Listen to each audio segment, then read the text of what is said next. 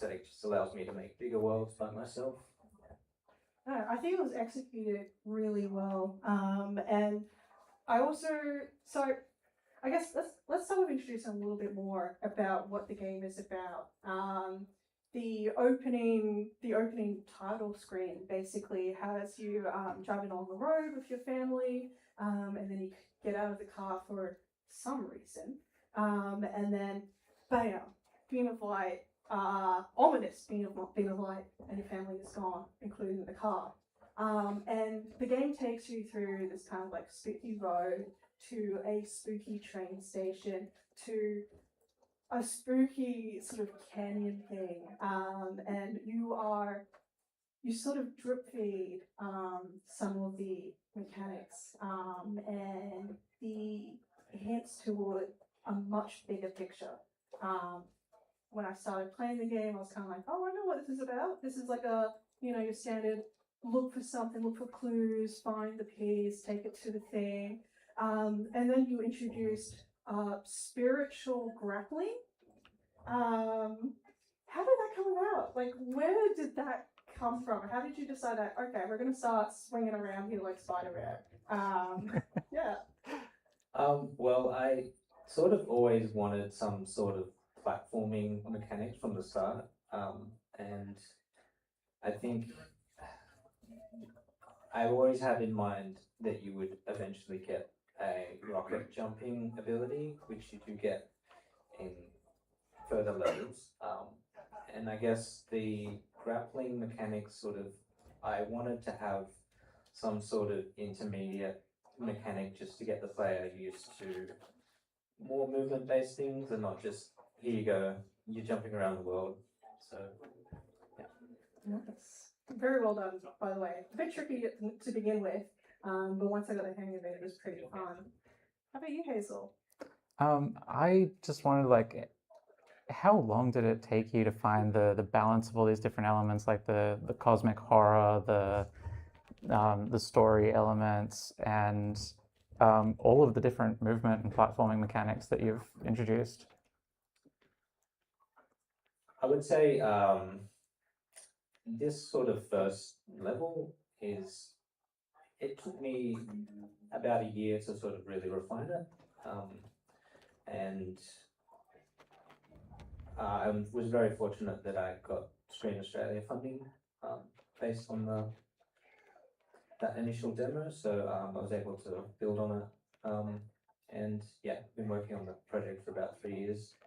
And yeah, it should be out on early access fairly soon, the first and second chapters of the game. Excellent. Okay, so something I wanted to talk about, and this is maybe a question also for the audience. When you are at a train station platform at night and you see like the tracks,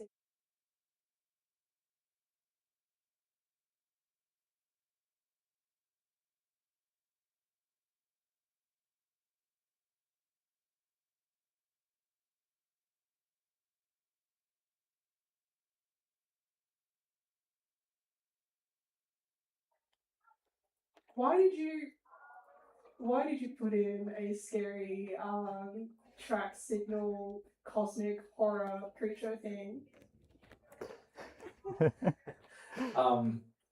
Well, interestingly, that creature was sort of the first thing that I really started working on in the game. And I knew I wanted to add some sort of procedurally animated creature. So I think just it expanded, I think from the whole portal idea, I wanted to have portals and just having like a spider-like procedurally animated thing and just kind of mash them together. It sort of just worked. Forces you to use the portal as a bit of an escape mechanic. Nice. Okay, so we've got cosmic horror. We do have sections of the gameplay where you're out in the cosmos and you cannot breathe. You also have sort of like an underwater section, which is really, really quite cinematically cool. Really, really cool stuff. It's available in the demo. Oh gosh, I lost my train of thought. Hazel, help me out here. I guess, was it a real challenge trying to restrain the scope of this game, because you already have so many different elements mixed in there? Was it tough? Were there so many more things that you wanted to put in?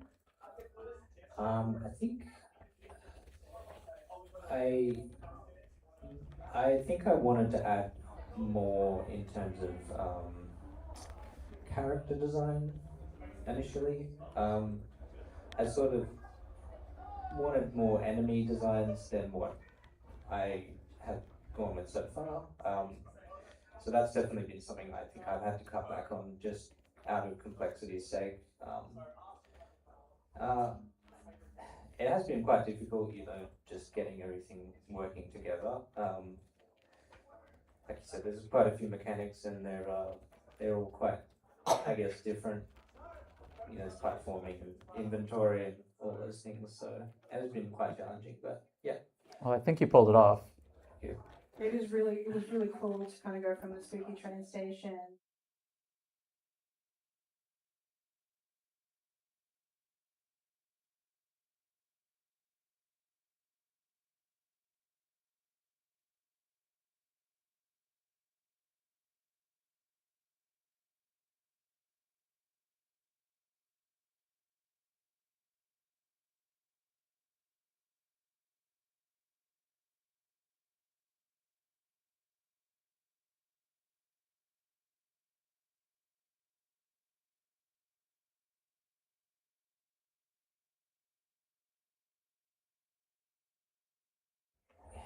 Cutting back on sort of the level of detail going forward in the levels was something I had to do.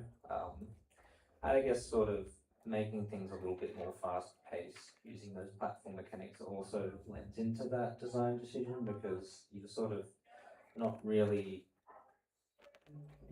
sort of walking around at this slow pace like you are in the first level as much. So I think I initially would have liked to have the levels a little bit more interactable, like in the first level. But I think, yeah, the platforming mechanics sort of allow for things to be a bit more fast paced and interesting. When we were trying it out, the first things that came to mind for me were Silent Hill and Half-Life.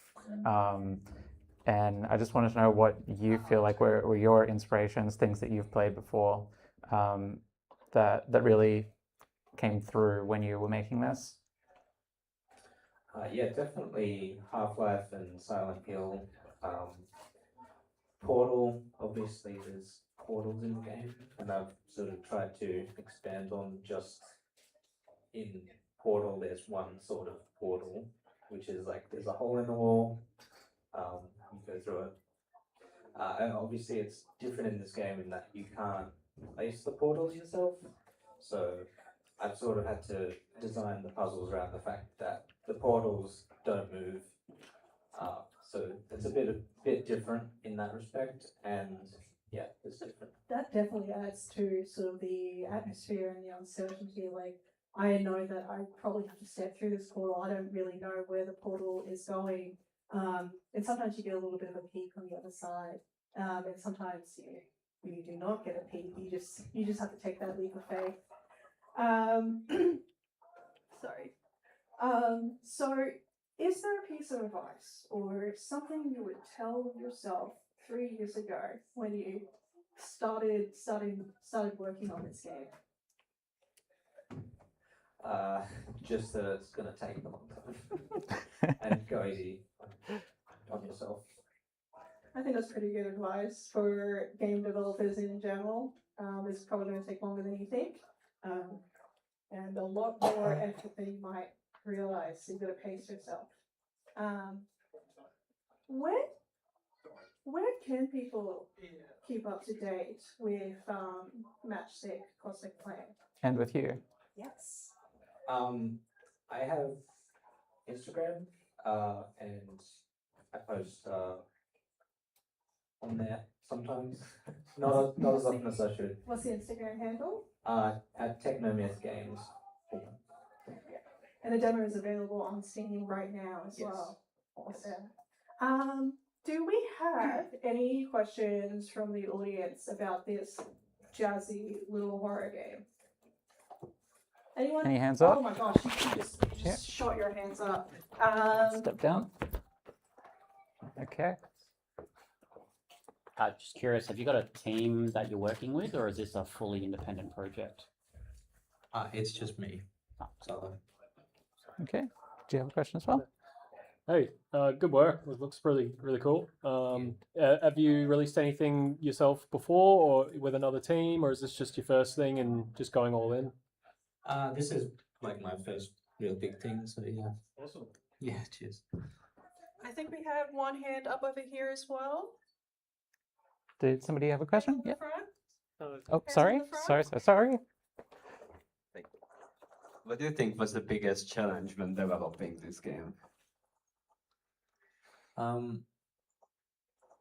Well, I think programming, just learning different programming skills because I'm not sort of traditionally a programmer.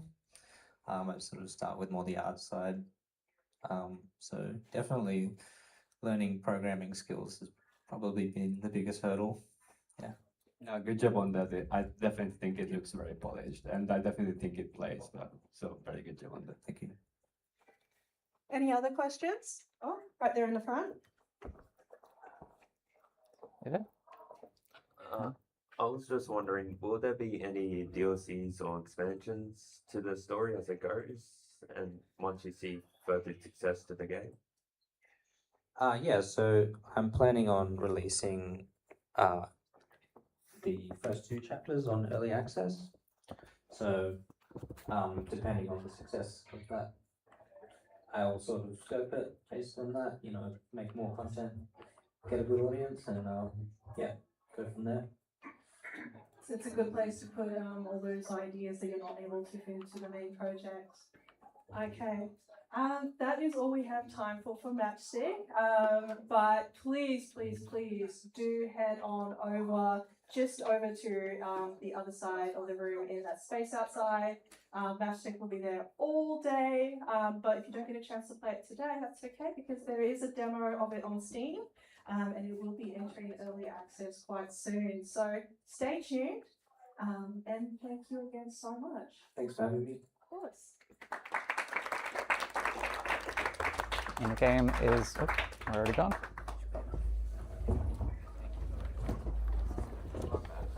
Okay. Mic's off.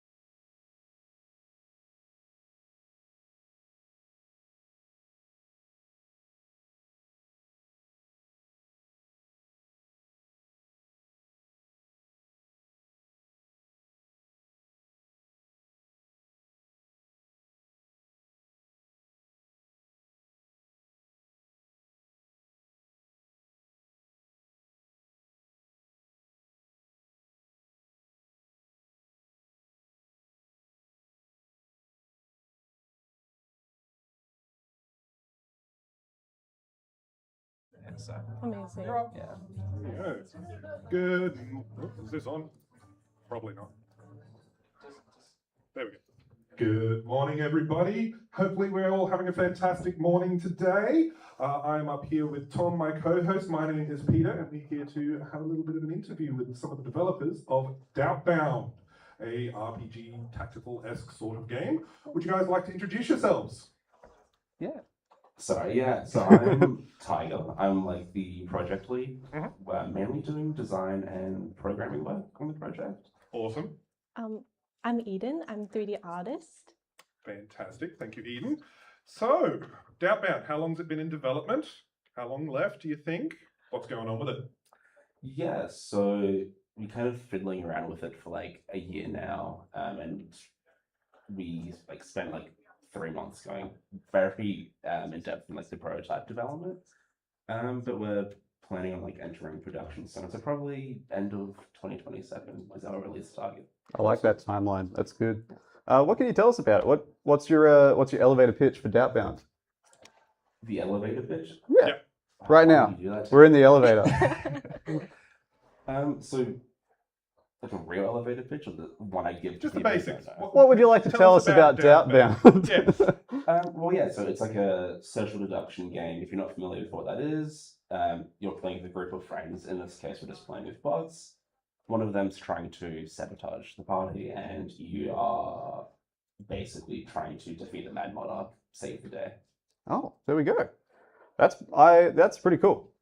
So I get the feeling that you've had a lot of like influences through like MMOs and that sort of stuff, or tabletop gaming. Is that more what you're vibing with? Pokemon. Pokemon, hell yeah. I can get with that. I can definitely see it in the art style there, sort of thing. Eden, can you tell us a little bit about why you chose to go with like a 2D character art but 3D?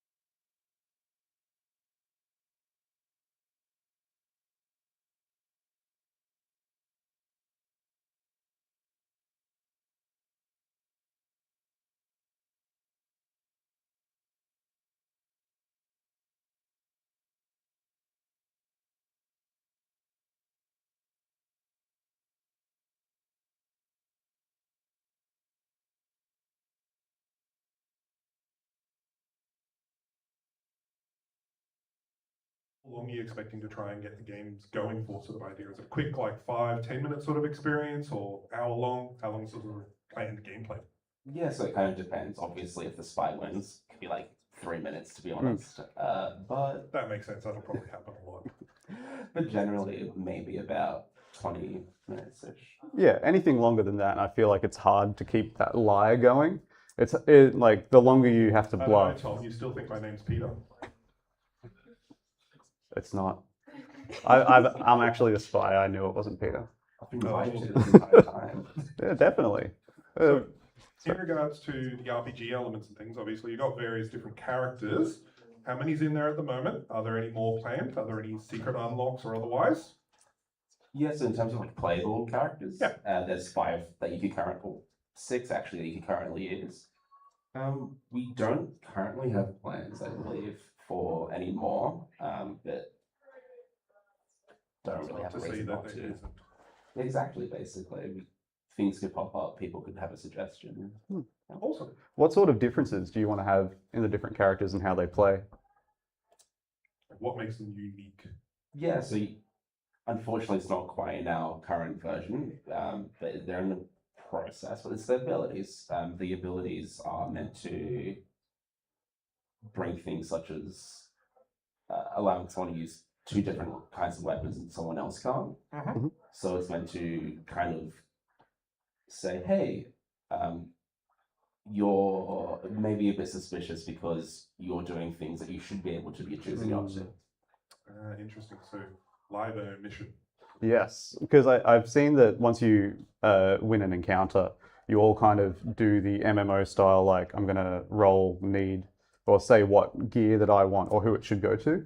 When I was playing it earlier in my run, I was being the selfish MMO guy and just saying I needed everything, even if it wasn't spec'd for me. And then the next encounter I had was against a chameleon character whose ability is it copies the lowest stats of the party, the lowest party member's stats. And because I was super selfish, that was someone who had 1 attack and 1 defense, so we just steamrolled the guy. It was pretty good. Do you see like the stats moving mostly in just loot, or are you going to have a level up mechanic? So the stats are mainly just important for the actual encounters, which is the turn-based aspect. So yeah, basically they're just the only real ways from loot, maybe an ability, for example. But outside of that, stats aren't really that important, to be honest. And now so you can see in the gameplay now, we're moving through like a sort of like desiccated desert biome, but you start in like a nice sort of like forest lakeside sort of area. Have you plans to have like different starting zones, or do you reckon you're always going to start off in that forest? Different starting zones are definitely the plan. Right now, it's more so just trying to get the one world down, starting in like a nice slush area, and then eventually ending up in the Mad Monarch's kind of decrepit area. Well, I mean, that's how most like fantasy adventures go, right? Yeah, nice green forest down to the, oh, bad stuff's happened, oh no. Yeah. So with the development of the game sort of idea, is this your first game, or is this second or sequels otherwise? As a group, it's our first game. Personally, I've worked at Game Loft in Brisbane. I've done contract work for game design and programming in different studios. Eden, what about yourself? I personally have done some contract work, but this is my first, I guess, official to-release game project. That's awesome, guys. So in regards to the development of the assets and things like that, what do you want to work on next that isn't in the game yet? For me personally, design-wise and art-wise sort of thing. Yeah, so bits of both, yeah. Basically all of the abilities. Yep. That was the dream. Yep. Unfortunately, it's a very systems-heavy game. It's very hard for everything to interact if they're not all there. Yes. Got to build the bases in there somewhere. Eden, what about yourself? What do you want to get in there next? Yeah, so as you can see, all our characters are currently in black and white, so I'd love to get colour on those characters and get some movement in them as well. Because for some of the other characters, we have a bit of a puppet set up so they can like move. It's very cute. Very nice. Aside from that, we'd love to do some more kind of environmental biomes, some kind of other different styles of forest, maybe deserty type areas, so that you have. Keep the black and whites in there. I love the decision to keep the black and white if you can keep them there as an option. Oh, what do you think, Tybo? I don't see why not. As an option, of course. Yeah, absolutely. Coloured, uncolored. It's very cute. Yeah, I'm not gonna lie. When I was playing it, I re-rolled it, so I always played as the one colored character, the one with all of the actual as the monster hunter, I believe. Yes, Yeah. Monster. I do the same. Don't worry. Yeah, sweet. Yeah. Obviously, it's got a little bit of a card mechanic in there as well. Can you explain how that kind of goes into the combat, social production, that kind of sort of aspect? Yeah, so it might not be entirely clear right now, but the intent is kind of for cards to have obviously the different abilities. A lot of them are to do with affecting your party directly. You don't really know who gets what, but some cards will reveal what cards someone has that could give it away, kind of. Do you collect the cards throughout the game? Are you just starting hard handset when you first start in there? Do you collect them in a meta game sort of thing and bring them into? How do you go about them? Yeah, so it's basically just start with 5 cards, and whenever you use one, you just regain one back. And there are some abilities that can take some cards away. There's others that can give you more. Very nice. Yeah, that's really cool.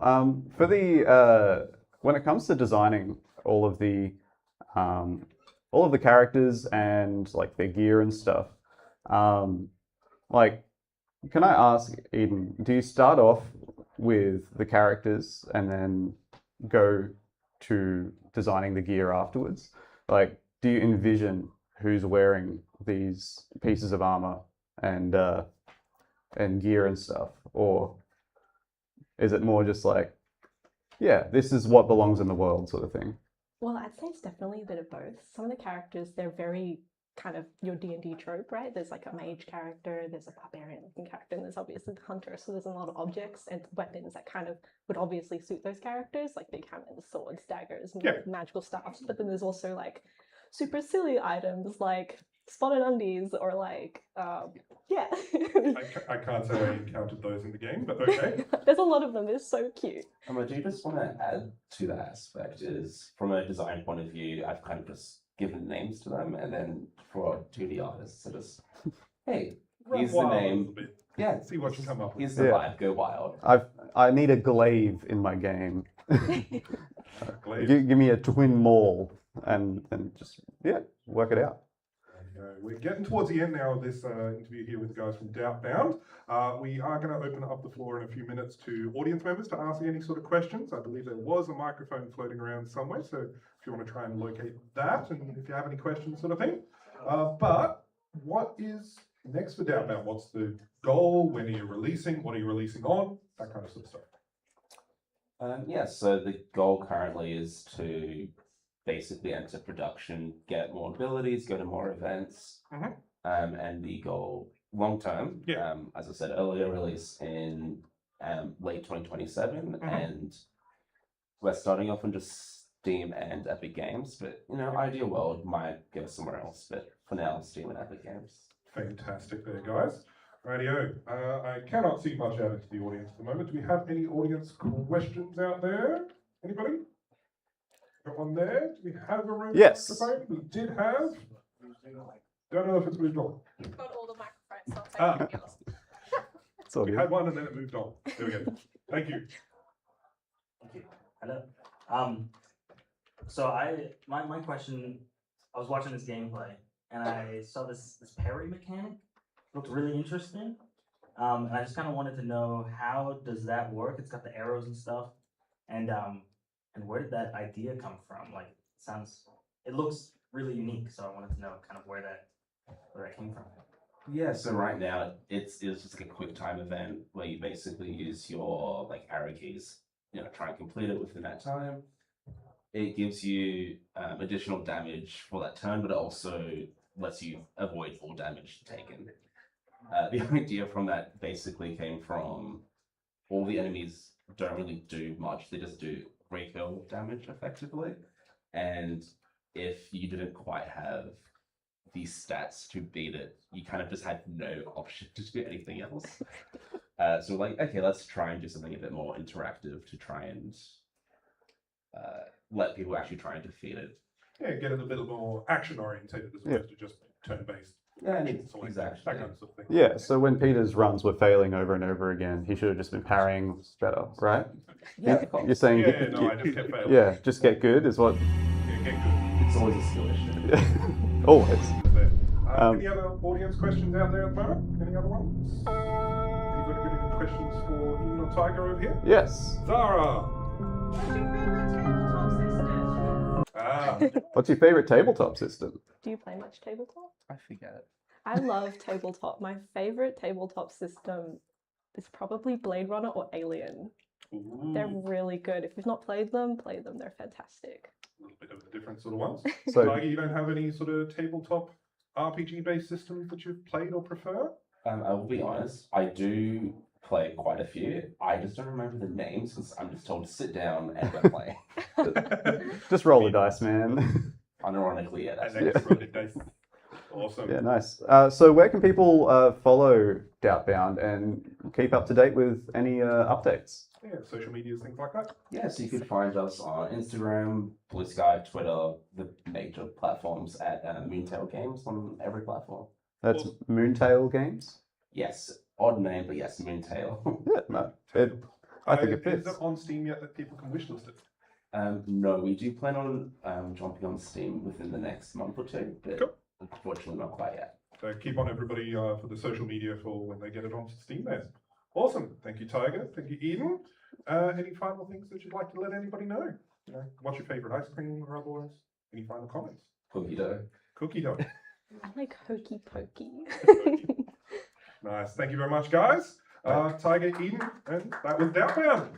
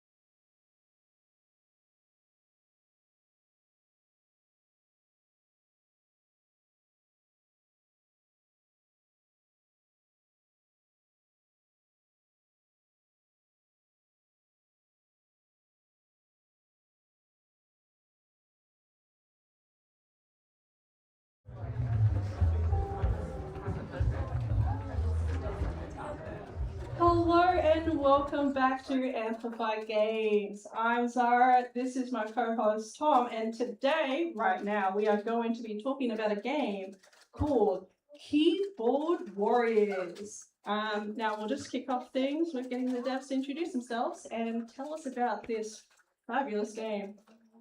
Hello, I'm Rob. And I'm Ryan. We are Stretchy Cat, and yeah, we're making Keyboard Warriors. So, our typing roguelite, which I think maybe a lot of people here haven't heard of a typing game before. So it's a. I mean, we've got Mecha as well, which is sick. I mean, I'm a big fan of Typing of the Dead, and we'll say the GOAT, Mavis Beacon. You know, it's very important. Mavis Beacon meets Armored Core. Pretty much it. That's what I've always wanted. So I guess let's start at the start. What was the original concept for Keyboard Warriors, and how has it changed since then?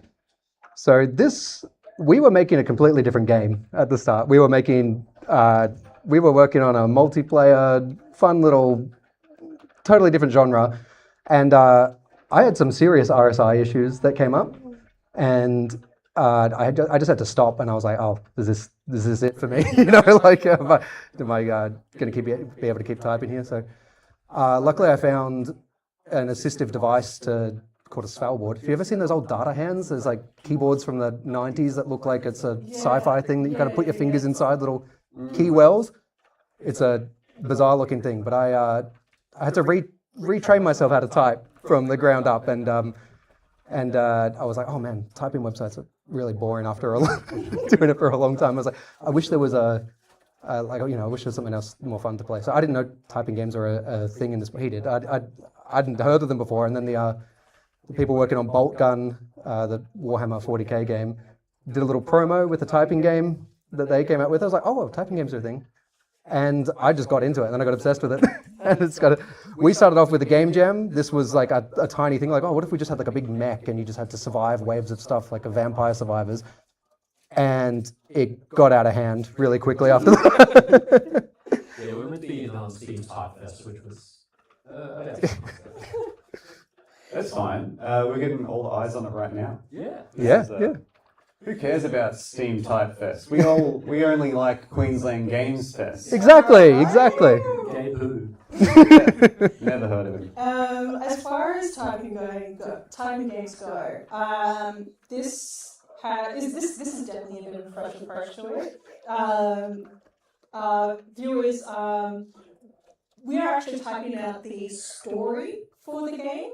That is the text that you are having to type, and Hazel is blazing through with just under 60 words per minute. And that is a cool way to display a story. Has it been an effective way to display a story? Yeah, how much have people reported that they are taking in the story through this? I certainly am not. I just tried to survive. Yeah. As someone who wrote a very large majority of it. Currently, it's probably not the most effective way to display it in-game, but we do have plans of, like, as you progress through the game, you unlock the entries in, like, a journal. Yeah. That if you really want to, you can go back and look at. Look, even if it's not, like, the best way to absorb it, it is definitely the coolest way to implement it in this game. Yeah. It also gives you something to have people actually write out, rather than just, like, having various lorem ipsum style. Yeah, a lot of the games do that. Like in the genre, it's just like, here's, top 1,000 English words, and you get a word, you type a word, and you kill an enemy. So how does the typing actually like factor into the movement and the function of the game? So like as Hazel is typing here, what is the typing actually doing?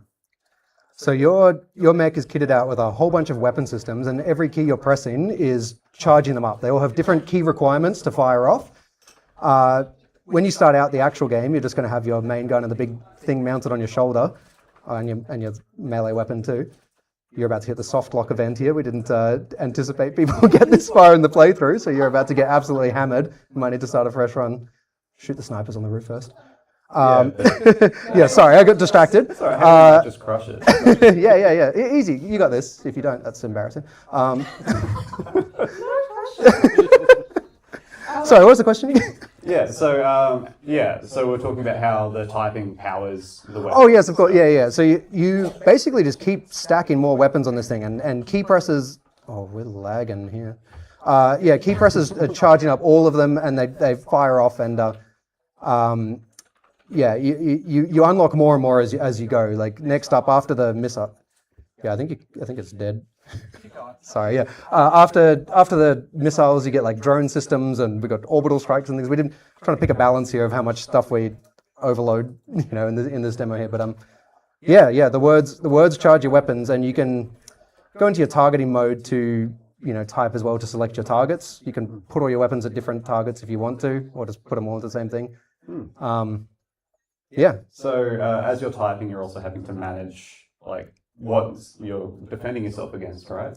Yeah, so your main guns and like your ox gun, the ones sort of on your back, will auto target. But you've got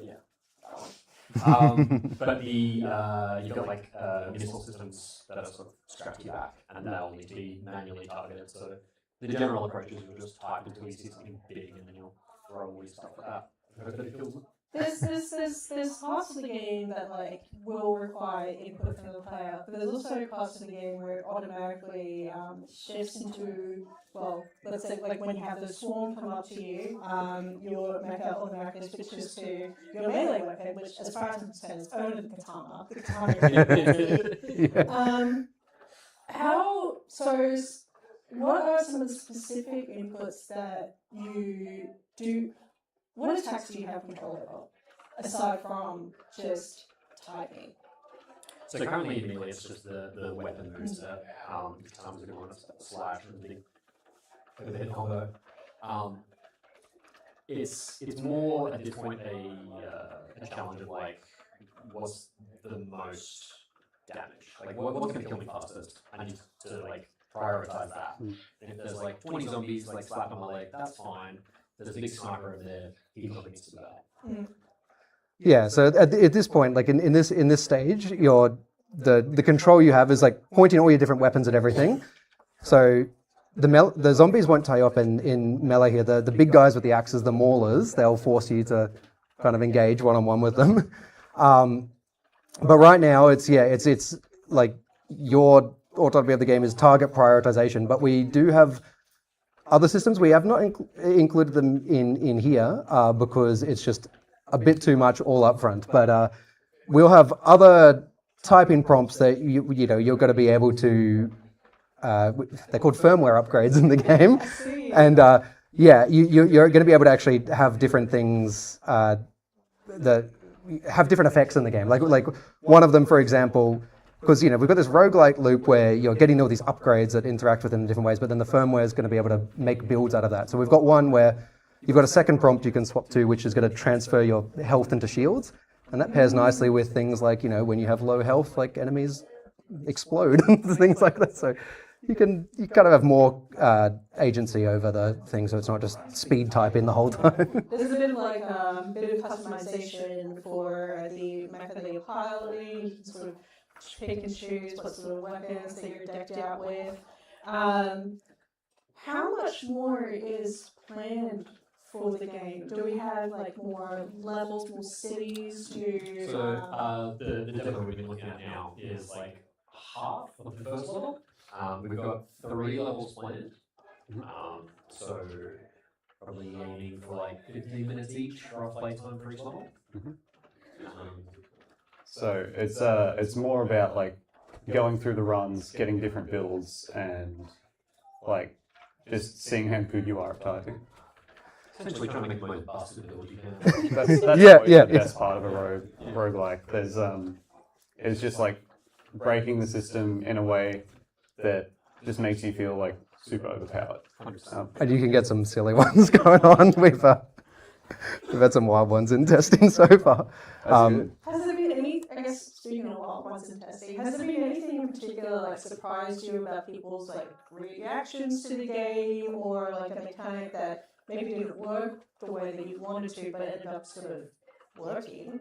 I think for a typing game, like, it's quite niche, and so far the reaction we've had is very, very positive, which is quite nice to hear. You know, it's nice to see people playing the thing that you've made. And, Yeah. So let's talk giant robots. Yes. So best robot, best giant robot, best mech. Mechagodzilla. I mean, I'm also Team Mechagodzilla. You're just saying that so that you're on the same side. I mean, maybe, but also. Oh. Are we, like, is this one that we're playing as? Does that have a human pilot inside it right now, or is this? Or is No, this like it is remotely operated. Oh. It is remotely operated. So the story that you'll kind of reveal is that these old mechs, these are the old class of mechs that are people interfaced with. So the reason why you're able to control it with this is you kind of communicate your intent to fight by, typing this stream of words. It's a very abstract sci-fi. No. But these old pilots, the manual control pilots, were kind of phased out as everyone got some brain chips implanted, and we all got some nice neural interfacing going. And I mean, if you could go without being on the battlefield yourself, I mean, like, just avoid it. Send a robot. Where's the honor? I mean, robots have honor. He's got a katana. Exactly. That counts. Do robots have honor? Yes. Okay. I sit corrected. Do we actually have any questions from the audience? Yes, we have a question over here. That's all good. Thank you. I'm really interested in the roguelike element, the notion that this is meant to be replayed. Are you always typing out the same story, or do you have variations on what you're typing based on the playthrough? So you, as you kind of push out and you defeat some of these guys. So this is one of the servants of one of the guardians here. But as you defeat these figures, you unlock chunks of story. So what you're actually typing out here is you're absorbing bits of story from the world around you. You'll get a mixture of things. You'll notice some weird bits in here because sometimes you're typing out like news reports, sometimes you're typing out understandings of the world, sometimes you're typing out advertisements for the latest brain chip and stuff. You're kind of absorbing all these pieces of the story of the world, and you keep building on that, so it gets bigger and bigger, and you eventually kind of like uncover the whole thing and piece it together. If you're just really just feeling the typing aspect of it, there's also, you can just whack on, basically if you've ever been on Monkey Type before, every word set that's on there, we got that there. You can upload your own ones too. That's if you just want to type, you got that. But we've got a lot of story that slowly uncovers, it randomizes. You're more likely to see the new ones when you first get them. But yeah, we figured like if someone's getting really into it and they're playing it a lot and they get a bit bored of typing the story, you got other options there as well. Yeah. And also, quick question. Is the pilot typing in universe, or is that just us? The pilot is typing in universe. If you look at the Steam trailer at the end, when the mech dies, it pans back to the workshop, and you see the guy's hands on the keyboard, and he turns around to see his new mech he's about to send out there. So pilot's typing in universe. Yeah, that's awesome. That's so good. Where can people follow your development? So you can check us out on Steam, wishlist us on Steam, Keyboard Warriors. We're Stretchy Cat Games on Instagram, TikTok, or you can go to stretchycat.com to get all of our links there. But yes, Steam from the most of the updates there. I've got just one last question. Is there something or some piece of advice that you would give yourself if you could go back in time to when you started making this project? Something you wish you knew before? I mean, feature creep. Let's try and yeah. But also, like, I'm not even mad because it's making a better game. Yeah, exactly. Yeah, you should burn yourself out for the benefit of the players. Exactly. Yeah, I'd go back and I'd look at my past self and I'd be like, "Oh, buddy," but I wouldn't say anything. Yeah.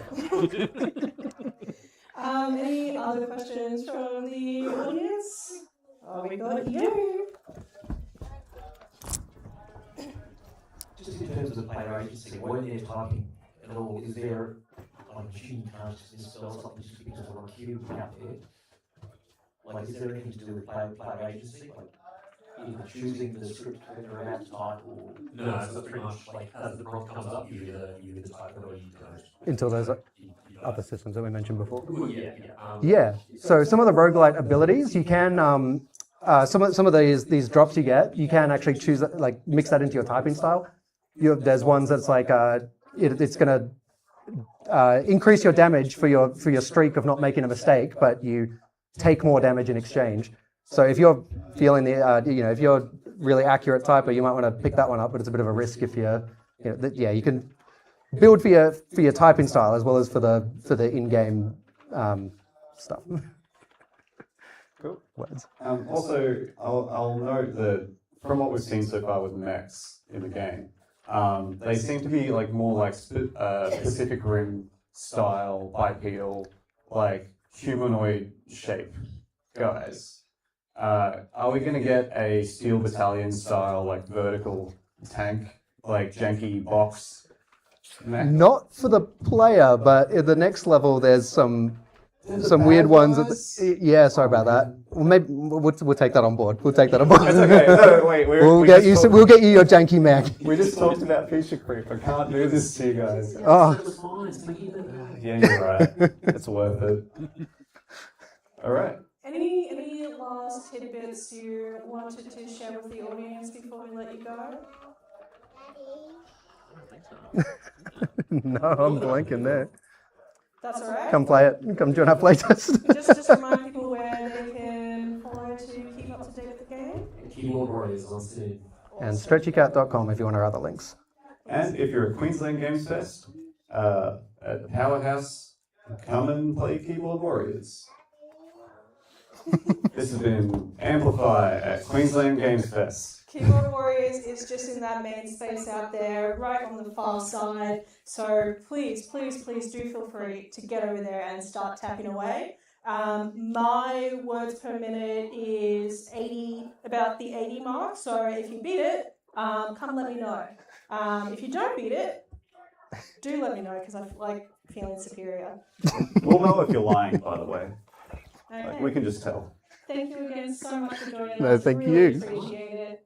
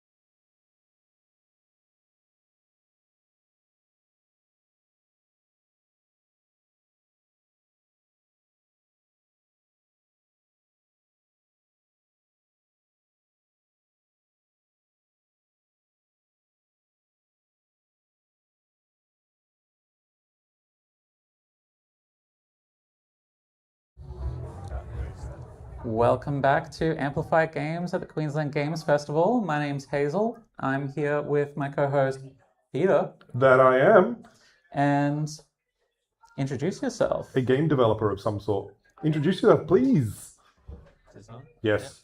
I'm Nathan Hurd, and I make Bravest Coconut, which I guess is on the stream right now. Yeah, we've got Bravest Coconut here. Tell me a little bit about Bravest Coconut. Give me the elevator pitch. What is it? So it's a mashup of old point-and-click adventure games like Monkey Island, Day of the Tentacle, Fate of Atlantis, mixed with classic Zelda. So like action-adventure kind of 2D stuff. So it's a point-and-click game without pointing and clicking. Okay, okay. Sense. So story-driven puzzles, quirkiness, and just a fun story. Any sort of RPG Maker influence here? The older games? I haven't used RPG Maker, but yeah, like old school SNES RPGs a little bit maybe. Yeah. It is absolutely adorable there with the art style and whatnot. And I very much, while I was playing it, I loved the point and click. And it didn't seem to have moon logic. It seemed to make sense, but I don't know whether that's going to persist. In regards to the puzzles and things that you're going, how's that go as you go through the game? Because this is, from what I understand, a specific Queensland Games Fest demo. Yeah, it is. Yeah. So the story in this one is you're trying to get to Queensland Games Fest. So you solve a couple of puzzles to get there. But yeah, in the main game, I had one rule when designing the puzzles is when you solve it, it has to make sense that you're like, rather than why would I have ever thought of that? Yeah, I'm not, throwing a banana at the moon to hit a whale in the ocean. Infamous monkey wrench puzzle from Monkey Island 2. Yeah. It makes no sense unless you know the pun. Yeah. It's a good rule. Yeah. Can I ask, how big is the team working on Bravest Coconut? Is it just you? Yeah, just me. But I have a lot of help from like friends and family testing it and doing like sort of this festival stuff. But yeah. Free labor. I like it. How long have you been working on it? Part-time, maybe 4 years. It's hard to tell because I get sidetracked a lot. I make a lot of plugins and things for other game developers. Okay. So every now and then it's like a month on that and then back to this. And yeah. So if it was full-time, maybe 18 months. Is it your first full game project that you're going to release with? Yeah. It's the first big commercial thing. Like we've done game jams and stuff in the past, and that's been fun. But this is the first real one. Wow. Is it? Has it been a real journey for you? Yeah, it has, and I feel like this is a good project to have messed up everything along the way. So next time I'm gonna get everything right. I'm sorry to disappoint. I'm pretty sure you're probably not, but that's just game dev work in general, sort of thing.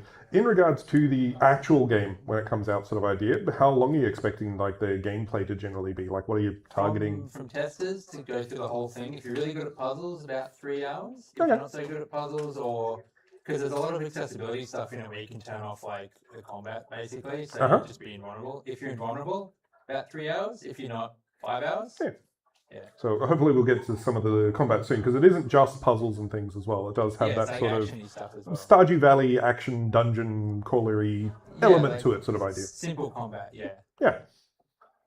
What was the biggest challenge you faced with developing this game? I'm sure there were a lot, but what stands out to you when you think about it? When I first started, I made my own engine, and that was a bad idea.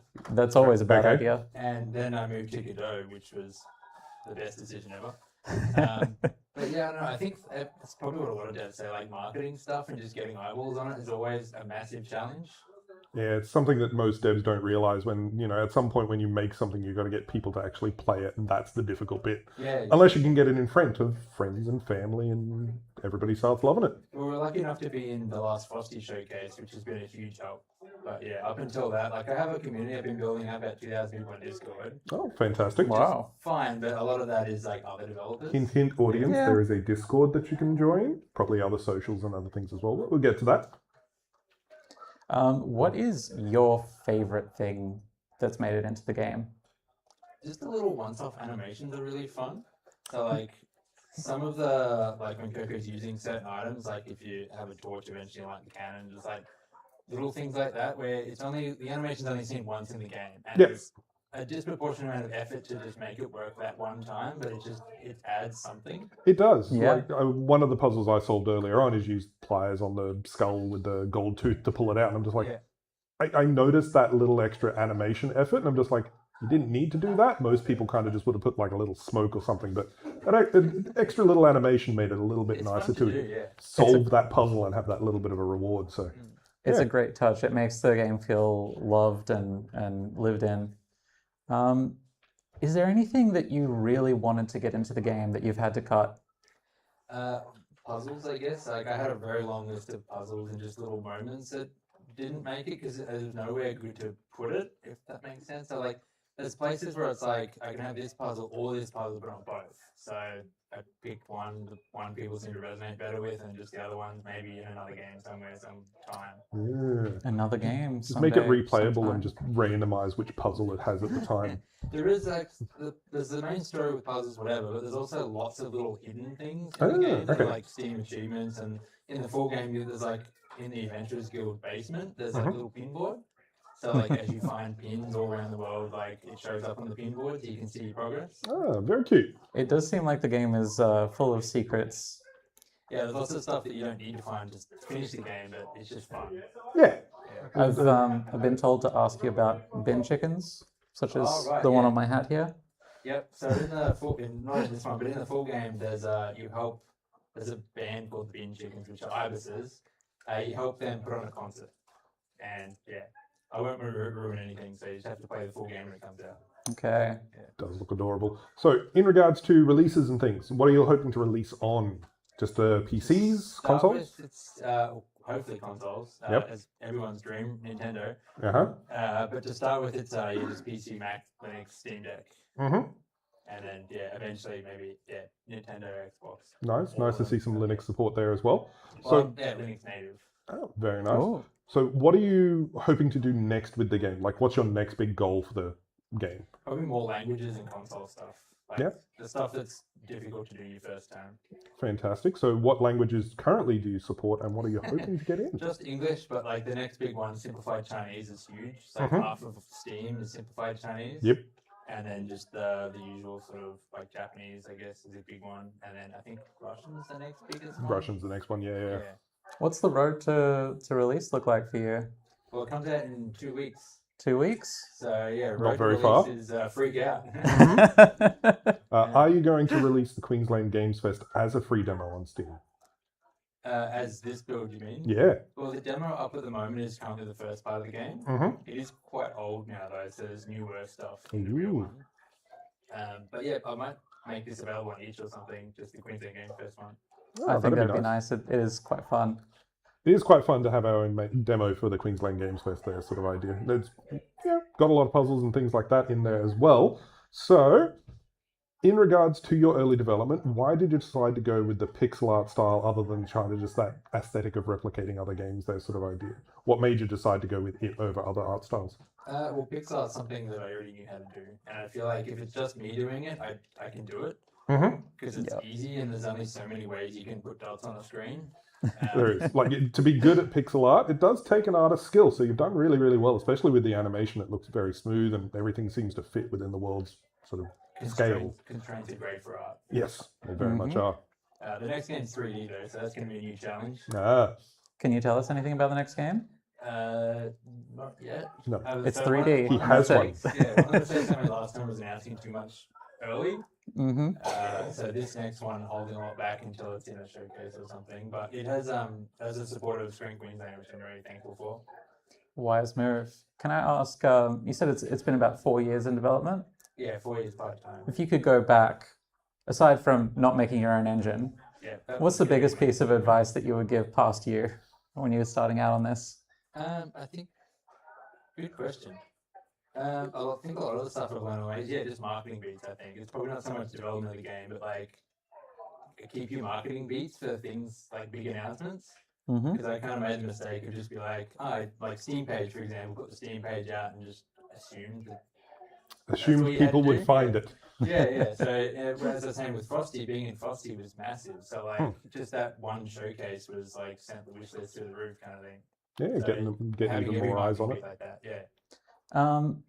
I do want to open up to audience questions. So everybody in the audience, have a quick think about any questions you might want to ask Nathan here. But in the meantime, Nathan, where can people find the game and find you and follow your work? So the game bravestcoconut.com is the easiest way. It's got like the link to Steam there and some social stuff. Me, nathanho.net, and it's got links to everything there as well. And I Okay. believe there was a Discord.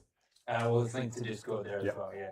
So I was just going to say, just while we're here, so all the art in this little gallery, like that's Lil, my wife there, and all the art here is her actual art in real life. Yeah, so if you go up to one of the artworks, you can kind of look at it a bit more closer if you want to kind of go and demo So that she all has for us. a exhibition on at the centre in Grey Desert at the moment. Oh, Some wow. of this art, yeah. Wow. All right. Audience, any questions? Hands up. Got one over on the right hand We've side got a microphone here. coming over to you. Hi there. So I heard you developed your own dialogue system when it came to this game. What was that experience like? I did. So the dialogue system that was originally in this, I extracted out and open sourced it. So now any Godot developer can use it, and it's kind of become, since Godot 4 came out, it's become a de facto kind of standard for dialogue in Godot, which has been amazing. But yeah, it's great. So most of my community now has come from that. So like open sourcing stuff. Like it's not the only plugin I can make a bunch, but it seems to be the one that's the most popular. So it's been good getting support from people that are like following along the development of the game, but they found out about it through that.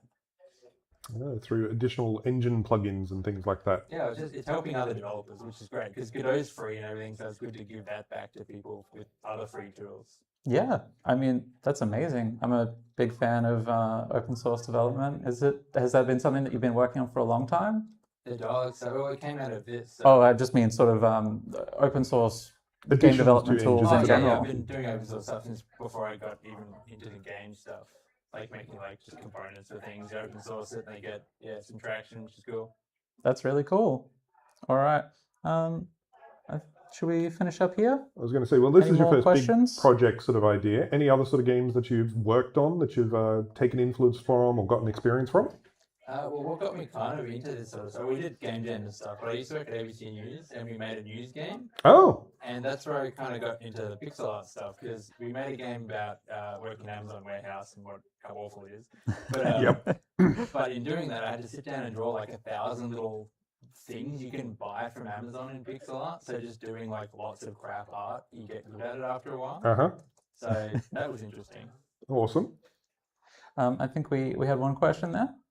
Yeah, so I've noticed that in your builds that you bring to events, you often include a very, event-specific reference. For example, at the Queensland Games Festival this year and last year, you had a special banner and you also even had the sort of exhibition table set up to reflect your neighbours. Which is such a beautiful touch. What inspired you and motivated you to go to that extra effort to personalize a build for that event? I think what makes stuff really cool is like moments of delight, and like that's always a surprise when people get to the end. They're like, oh, and then they're like pointing at stuff on the table that's actually on the table. But yeah, it's just I like fourth wall stuff a lot, and I feel like that's like the best way to end that kind of thing. Like it's not just fourth wall for the sake of it. It's funny, and I don't know. It just feels nice. It felt like the right thing to do. It does feel nice. It's beautiful. The attention to detail really comes through in this game. Yeah, I can't see whether our demo player found the secret cheesecake or not, but if you do wish to find a secret cheesecake, where can they find you on the floor outside? We're just, as you come in, we're like just at the bottom of the stairs up onto the platform. Oh, fantastic. Thank you, Nathan. Thank you. Thank you.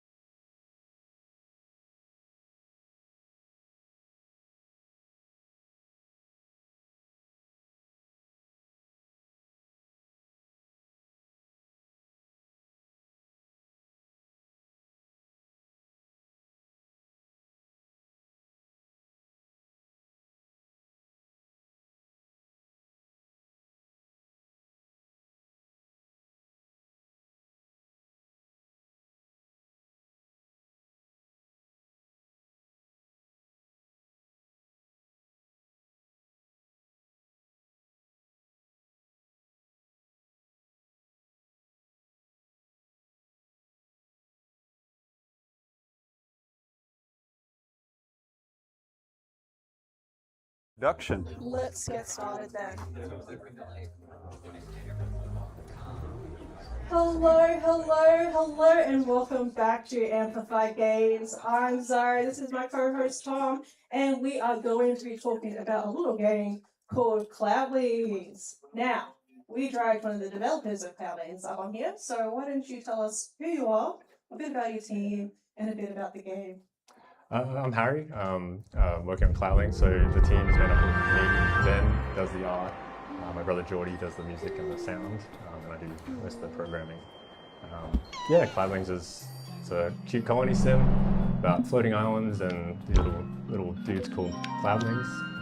You float around, combine with other islands, and collect resources and expand your village and keep your Cloudlings happy.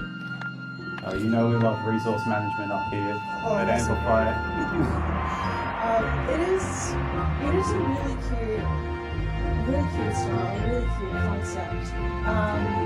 What prompted the initial idea, and what did Cloudlings look like when it was launched versus what we're looking at as well? Yeah, I actually started in a game jam.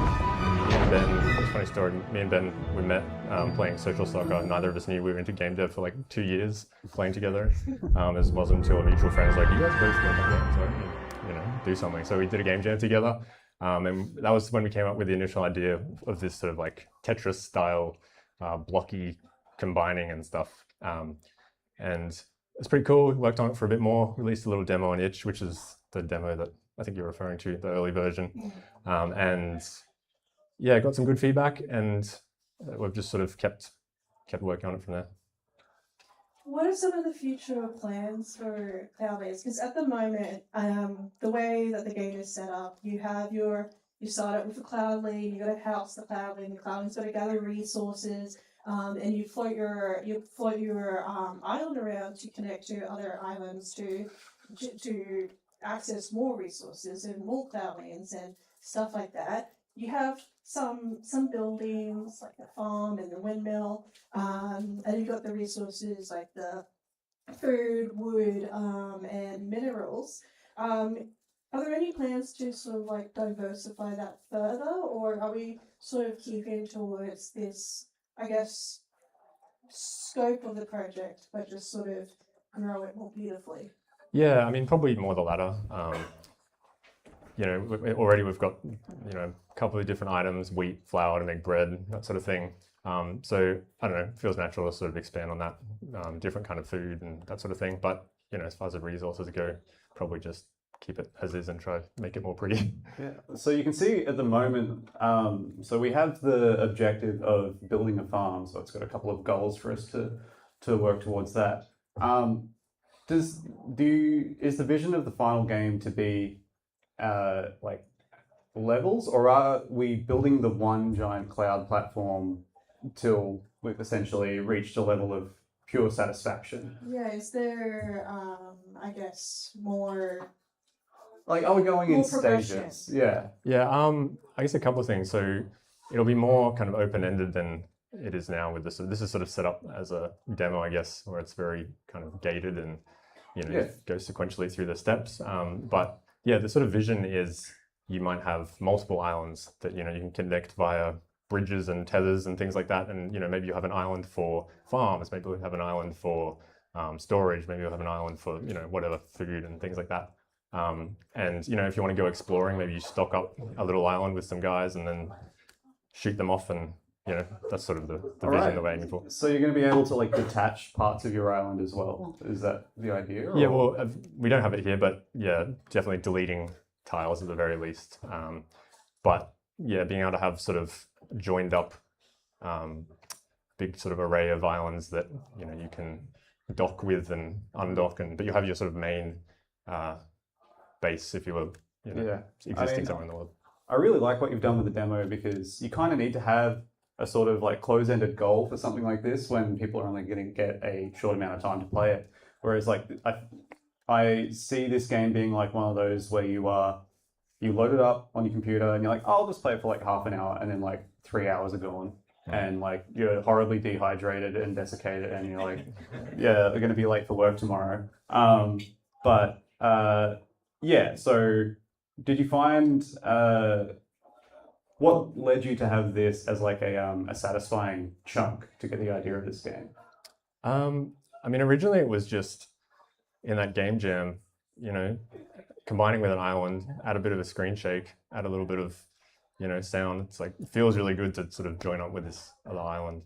And, you know, everyone loves number go up, so that's sort of, you know, another element. But I don't know, for me in particular, I love games where you can just sort of zoom in and watch a little, you know, agent do something, run around. Yeah, last night when I was playing through the build that you provided us, there were moments where I just sort of like just zoomed out and just watched like the day and night cycle pass by and watch my Cloudlings do their adorable little thing, carrying out their adorable little tasks, and it's just there's lots to sort of poke around with. There's directions you can go. There's sort of like a bit of exploration, what's just beyond the screen kind of feel to it. But it is also just a really chill, relaxing game.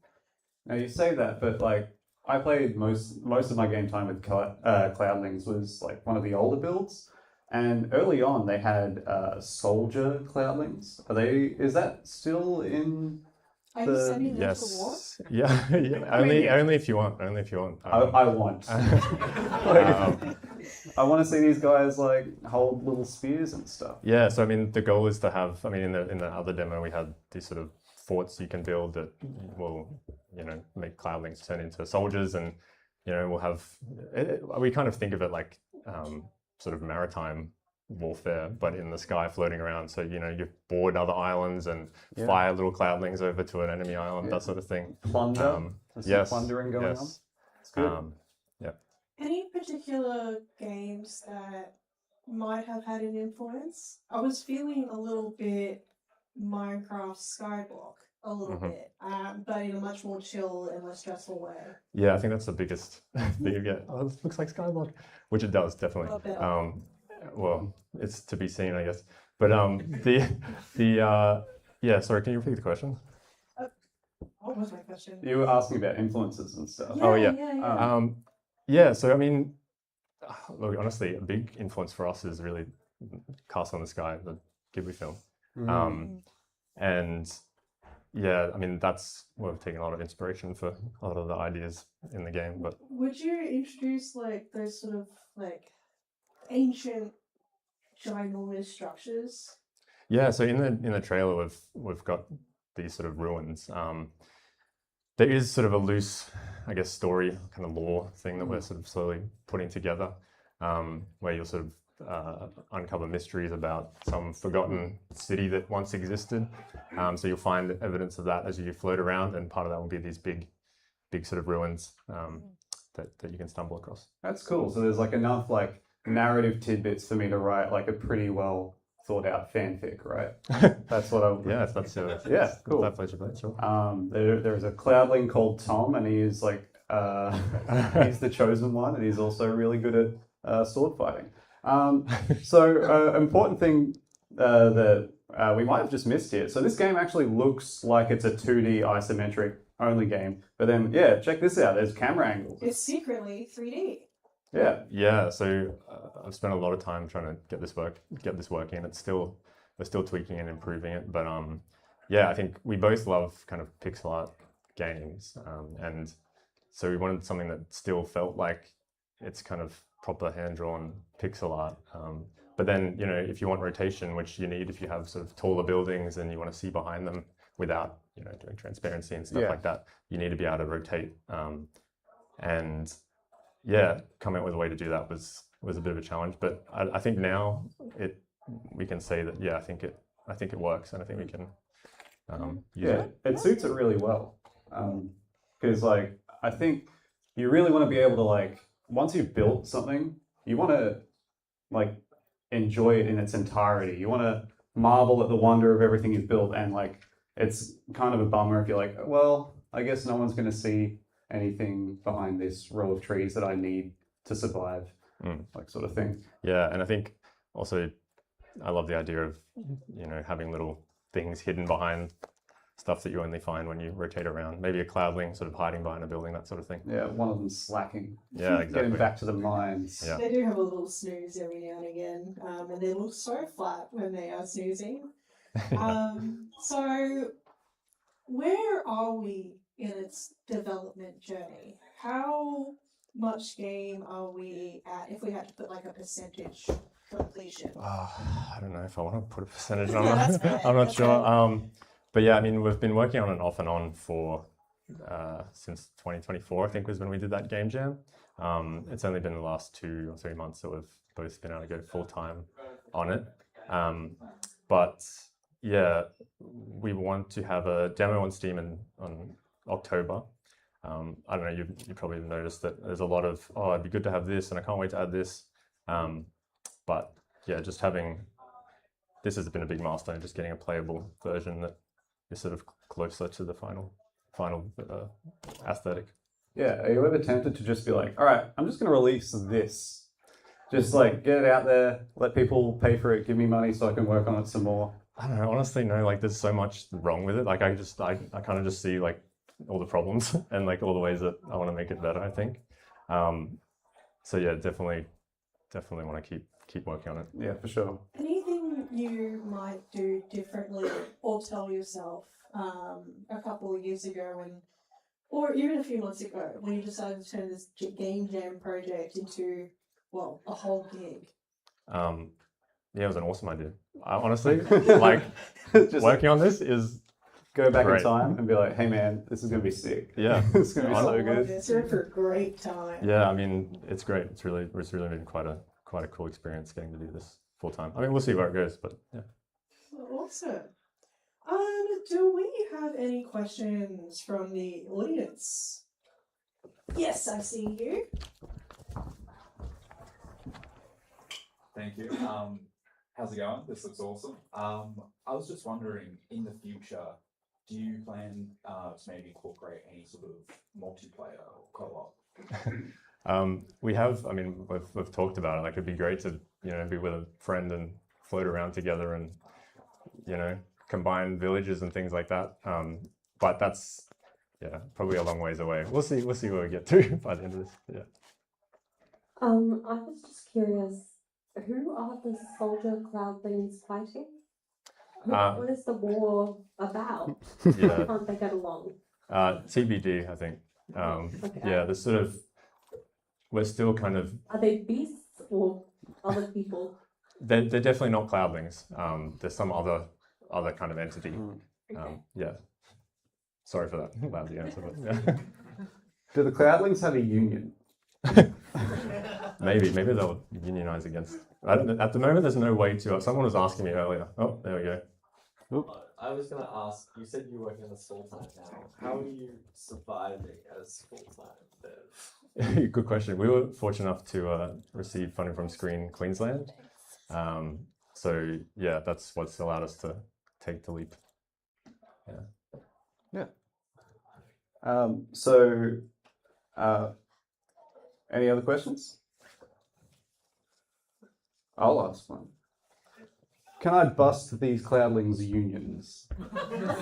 I don't want them slacking on the job. Well, no. As like, have you had any thought about like whether or not the control of the player control? Are we a godlike creature? Is this like a black and white situation where we are like kind of like an entity that's above them controlling the world, or is this? I'm just trying to get. Yeah. Just on that before, someone played it, and the first thing I asked was, "Can I hurt the cloudlings?" Well, they were just I mean, being careful. Right? Yeah. Maybe someone's slacking. I don't know, but yeah.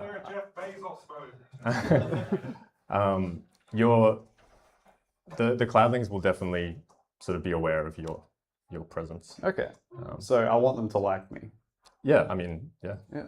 You might. I don't know. Maybe don't bust their unions or send them to war?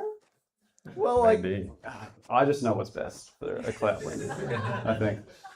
And where can people keep up to date with Cloudlings and any future projects you might be working on? Yeah, I mean, we have a Discord, Cloudlings Discord, and you can find us on all the socials. X Blue Sky under Middle Space is our company name. So yeah. Yeah, cool. Any last questions? That is all good. Now, folks, if you didn't get enough of Cloudlings, do not fret, because Cloudlings will still remain in the Brisbane Powerhouse. Whereabouts is Cloudlings in the Brisbane Powerhouse? We're just in the corner of this floor, actually, in the back corner. Yeah. So right after this, zip on over, get your hands onto these adorable Cloudlings, and decide whether you are capable of sending them to war. Thank you so much. Thank you. Really appreciate your Thanks. time. Thanks.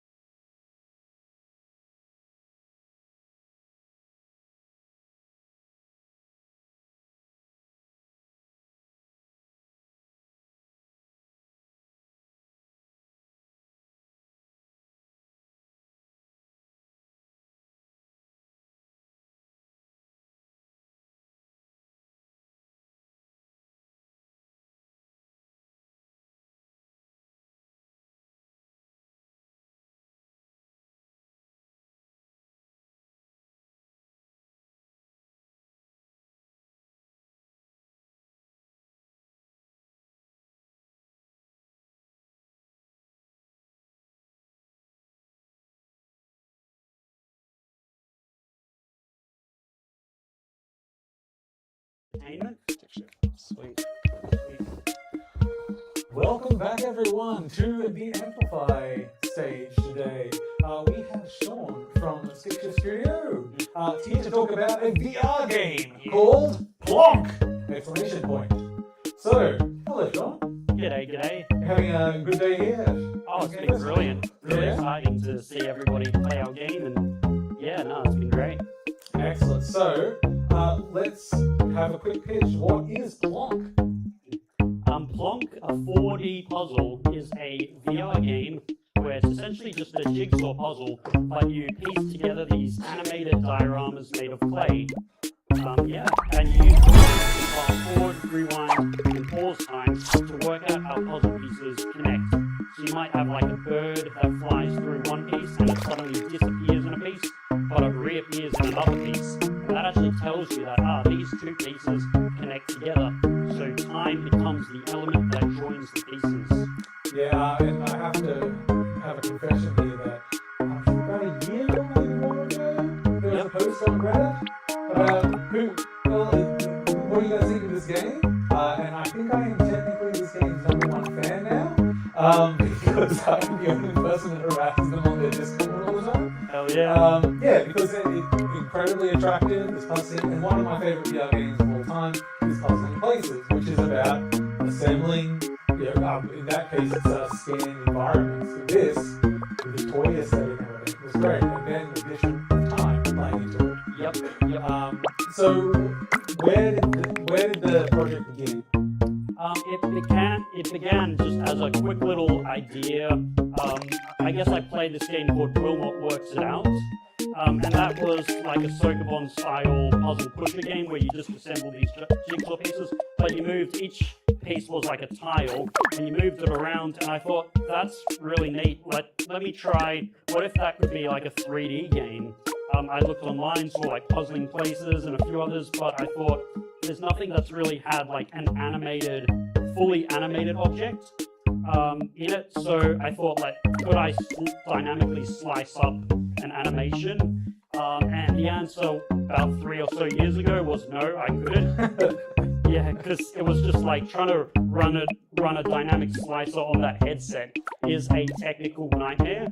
But I came back to it about a year later, and I thought, actually, what if I just, rather than doing dynamic slicing, I just have objects like teleport between the pieces, and it still works as a gameplay. I gave it a little test and prototype, like 5-day little jam, and yeah, it worked, and I thought, yeah, this has promise, let me turn it into a full game at stick shift.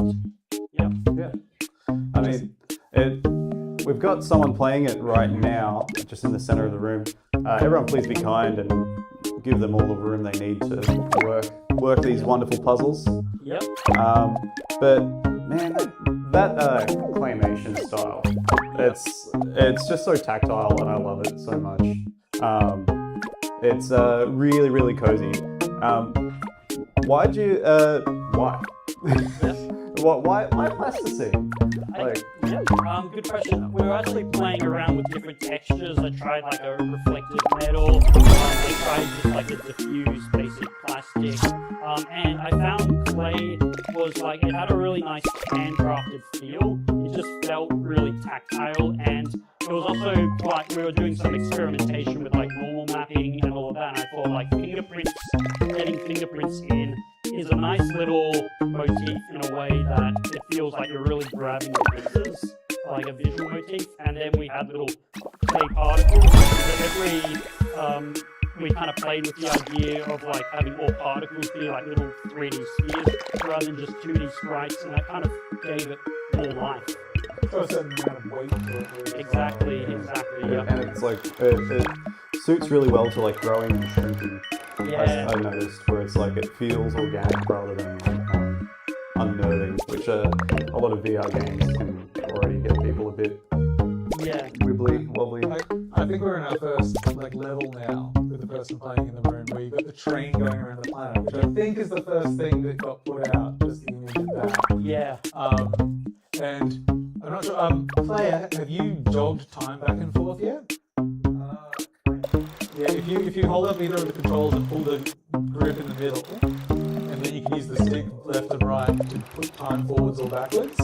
So you can pause time to see like, oh, the train's here, or it goes backwards or forward, and put it where you need it to be. And just the slickness, I've got to say, the polish on here so far is one of those deceptive things where you're like, okay, it's done, isn't it? It's so well put together. The animation around the controller, the PlayStation controllers. Yep.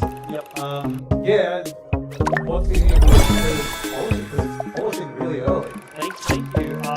Well, our initial version was actually, we had a radial, we used the thumbstick where it would be a radial like clock, like the, like that would go clockwise around it to kind of wind it. But it was just like, we tested it with people and people just weren't getting it, how it would work like that. I bet it would be fun for a little bit. Yeah, quite frustrating, especially with longer animations where trying to map the longer animations to the clock face just became nightmare, like it became hard. But yeah, we eventually thought like, let's go like simplified VCR player. It's just horizontal axis left and right, so forward and backwards. Just keep everything as intuitive as possible. Yeah, it must be a tough balance though, trying to determine like what is like a good tactile feeling thing in the moment and what's gonna last long over time. Yeah. Like, have you had many people like test out the game? How long do you envision like a session of this game to be? Every level is a bit bite-sized, so you could play a few levels, come back to it later.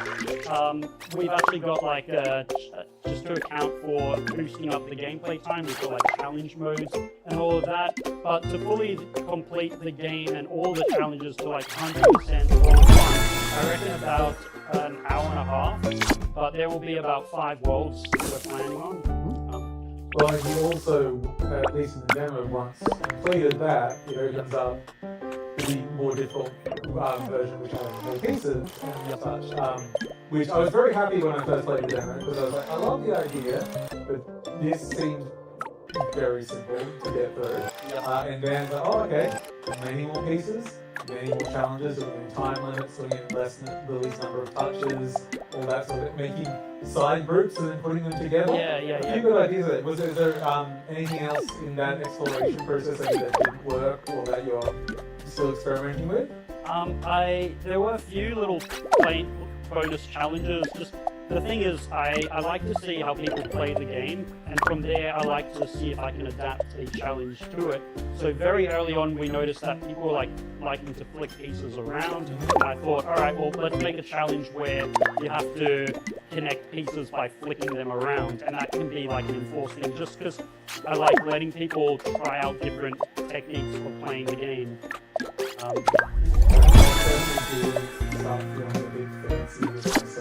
Grabbing things like that.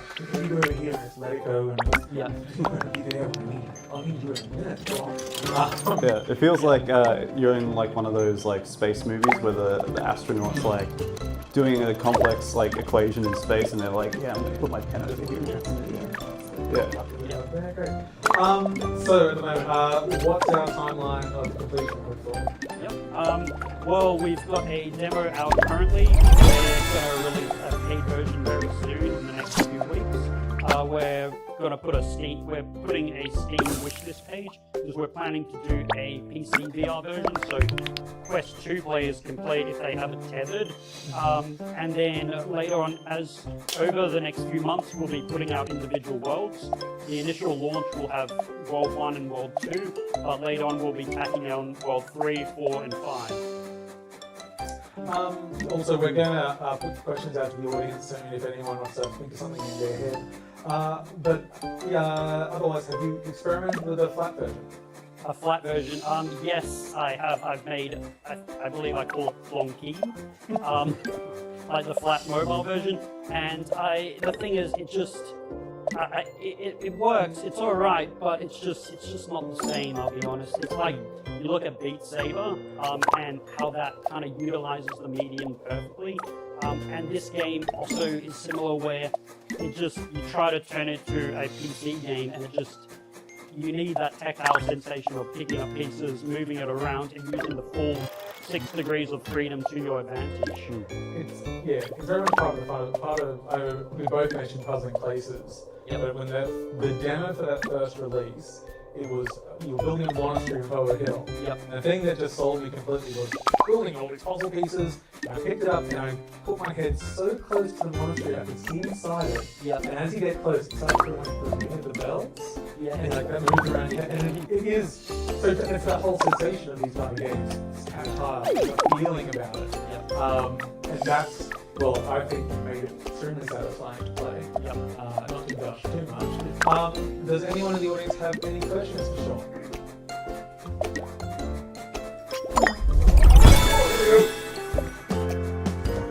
This is great. I haven't had to get up with questions once. It's always been the co-host. It's wonderful. Easy.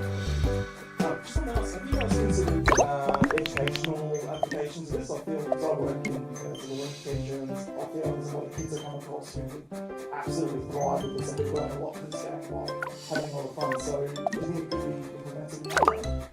Yeah, absolutely. We're talking with a person that runs like a VR education camp and goes out to different schools and all that. And the nature of this game is that we've got a modular tutorial system where if we wanted to put some, say you're assembling a digestive tract or like a solar system or anything, we can actually put any 3D model into this game and have a little tutorial that runs through, teaches people about science or any topic, any curriculum that is harder to teach. It's just, I mean, it's still early days in terms of the talk, but we're completely open to exploring like Plonk education.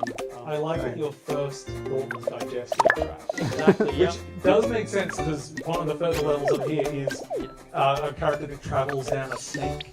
You can push it back and forth, so the digestive tract. Yeah. Wind it forwards, wind it back. Yeah, don't make the poop go back. No rewind on that Did part. anyone else have any questions? So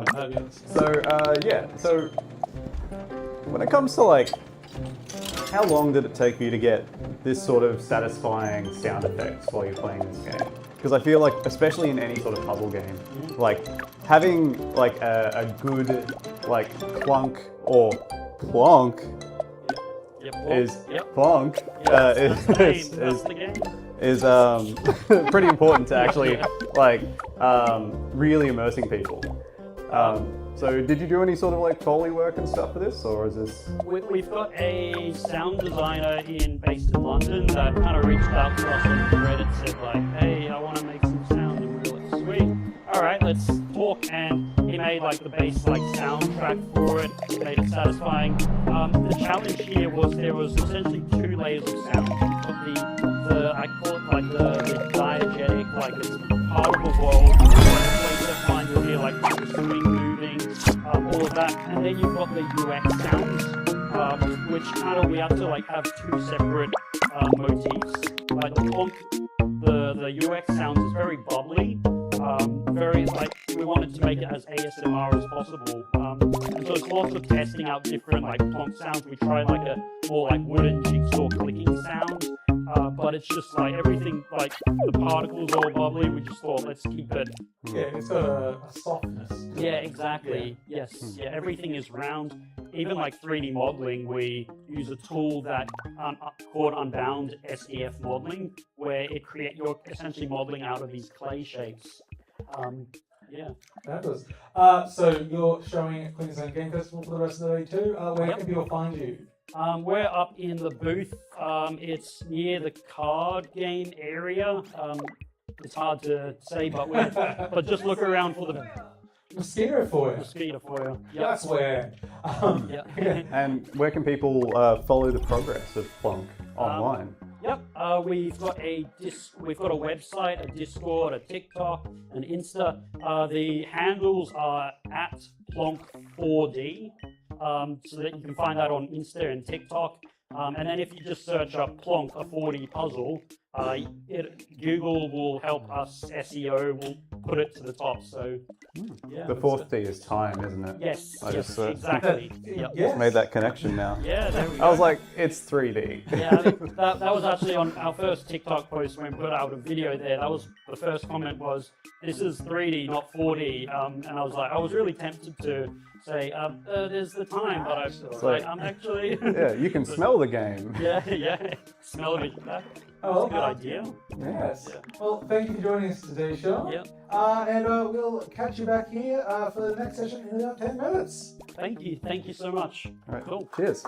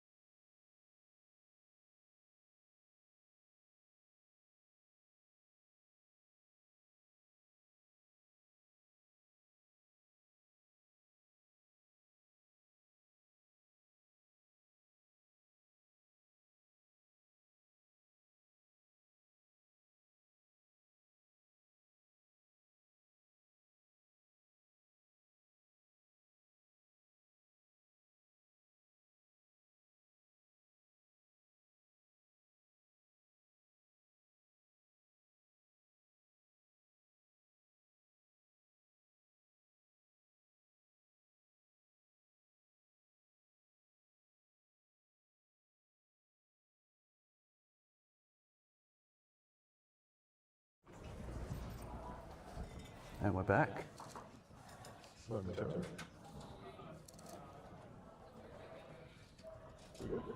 Welcome back to Amplify at Queensland Games Fest.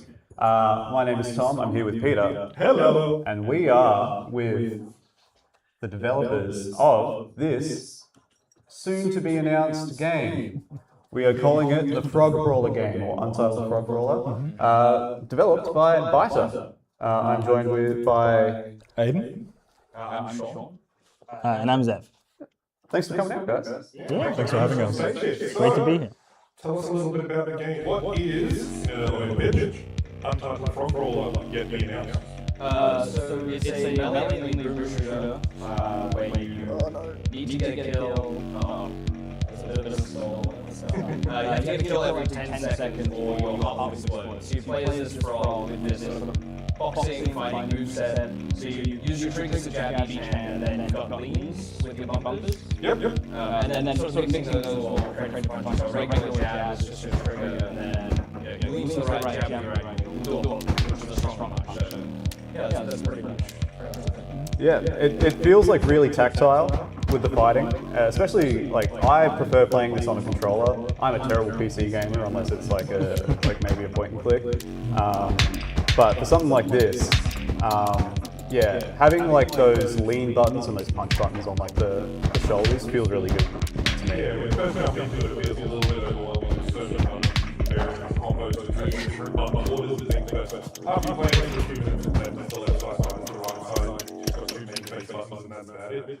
But yeah, so what made you decide to give the first person those sort of tactile button sort of controls? I mean, I think we always just really enjoy a tactile game. Like one of my favorites of all time was Arctic Eggs, a recent one. Oh yeah.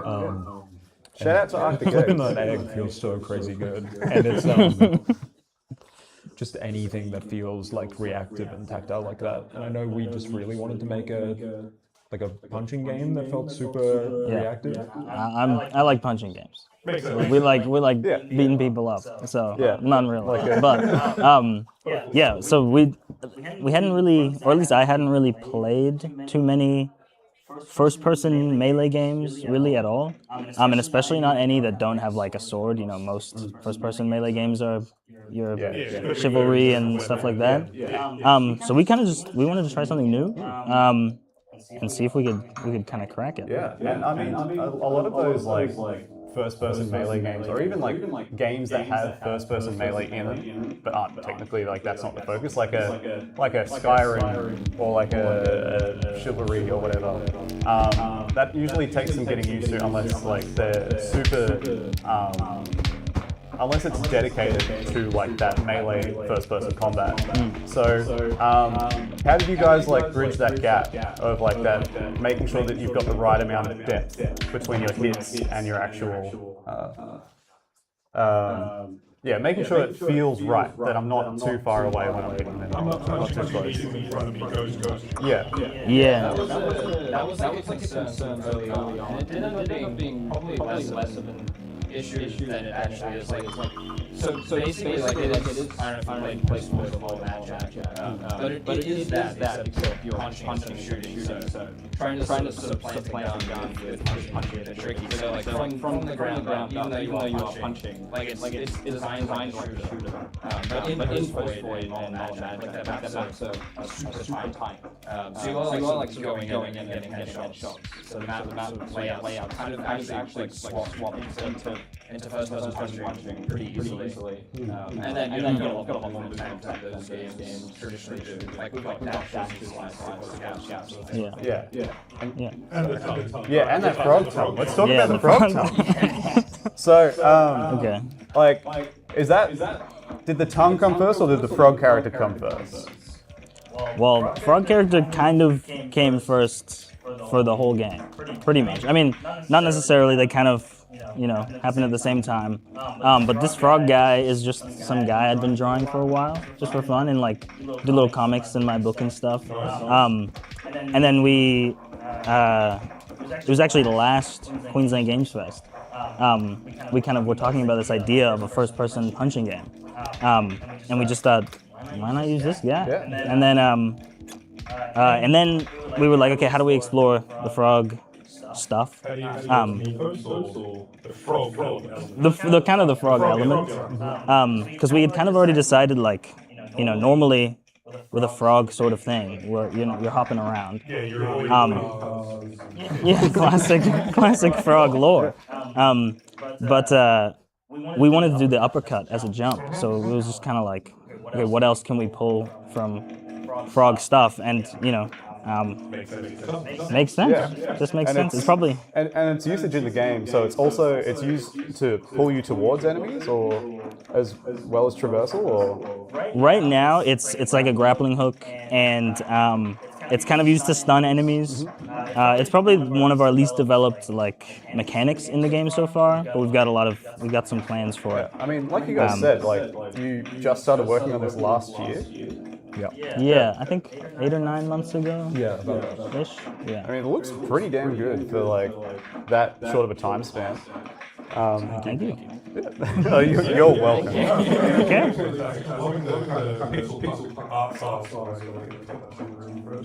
But yeah, what I'd like to see from this sort of idea is some sort of speed run thing where you can use that to both grapple to and kind of pull enemies together. So the idea of how it kind of goes there. What's your kind of roadmap at this point? What's the next steps? What are you adding towards release? So we're looking to announce in the next couple months, which would be good. The main sort of mechanics that are left before we go into like some playtest would be finishing up.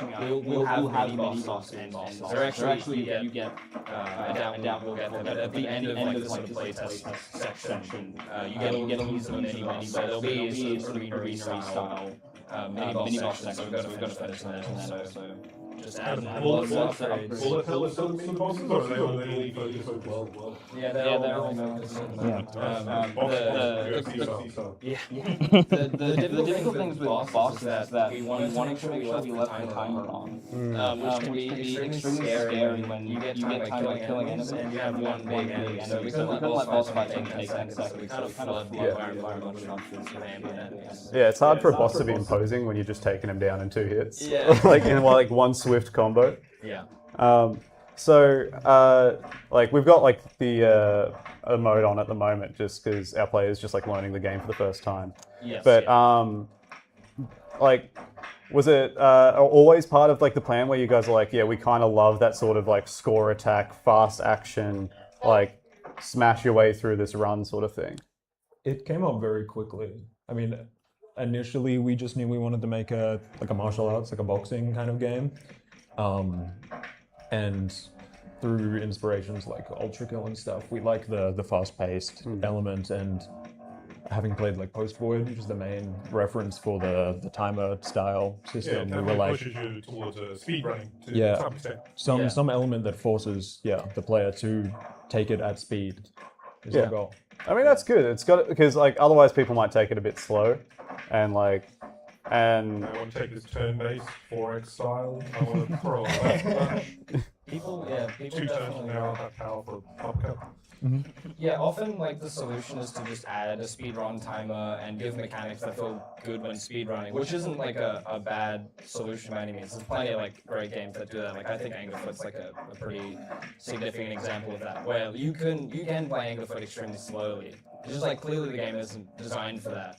And adding a timer that forces you to play like that, it kind of can be an overbearing design decision, but it just works so well in Post Void that I feel like, for whatever reason, it just like naturally pushes you in a way that feels subtler than it should for some reason. Yeah, it's and like, yeah, I'm a big fan of the art direction that you've used for this as well. Like, man, that game over screen is so fun. Like, he's in like that frog. Is that the Yamcha death pose from? Yeah. Yeah, but like that sort of 2D art. So that was like what you were working with originally. Yeah. Like getting real strong, like like Afro Samurai or like Ninja Turtles comics sort of vibe from that. Is that what you guys were going for? We definitely always were trying to capture the like Saturday morning cartoon kind of cheesy style. We're hoping to. You were asking about what we want out of like the next stages of the game. Yeah. A little more narrative injected through the comic elements. Yeah. I can totally see a motion comic fitting in perfectly right here. Yeah, I mean that's pretty much the plan.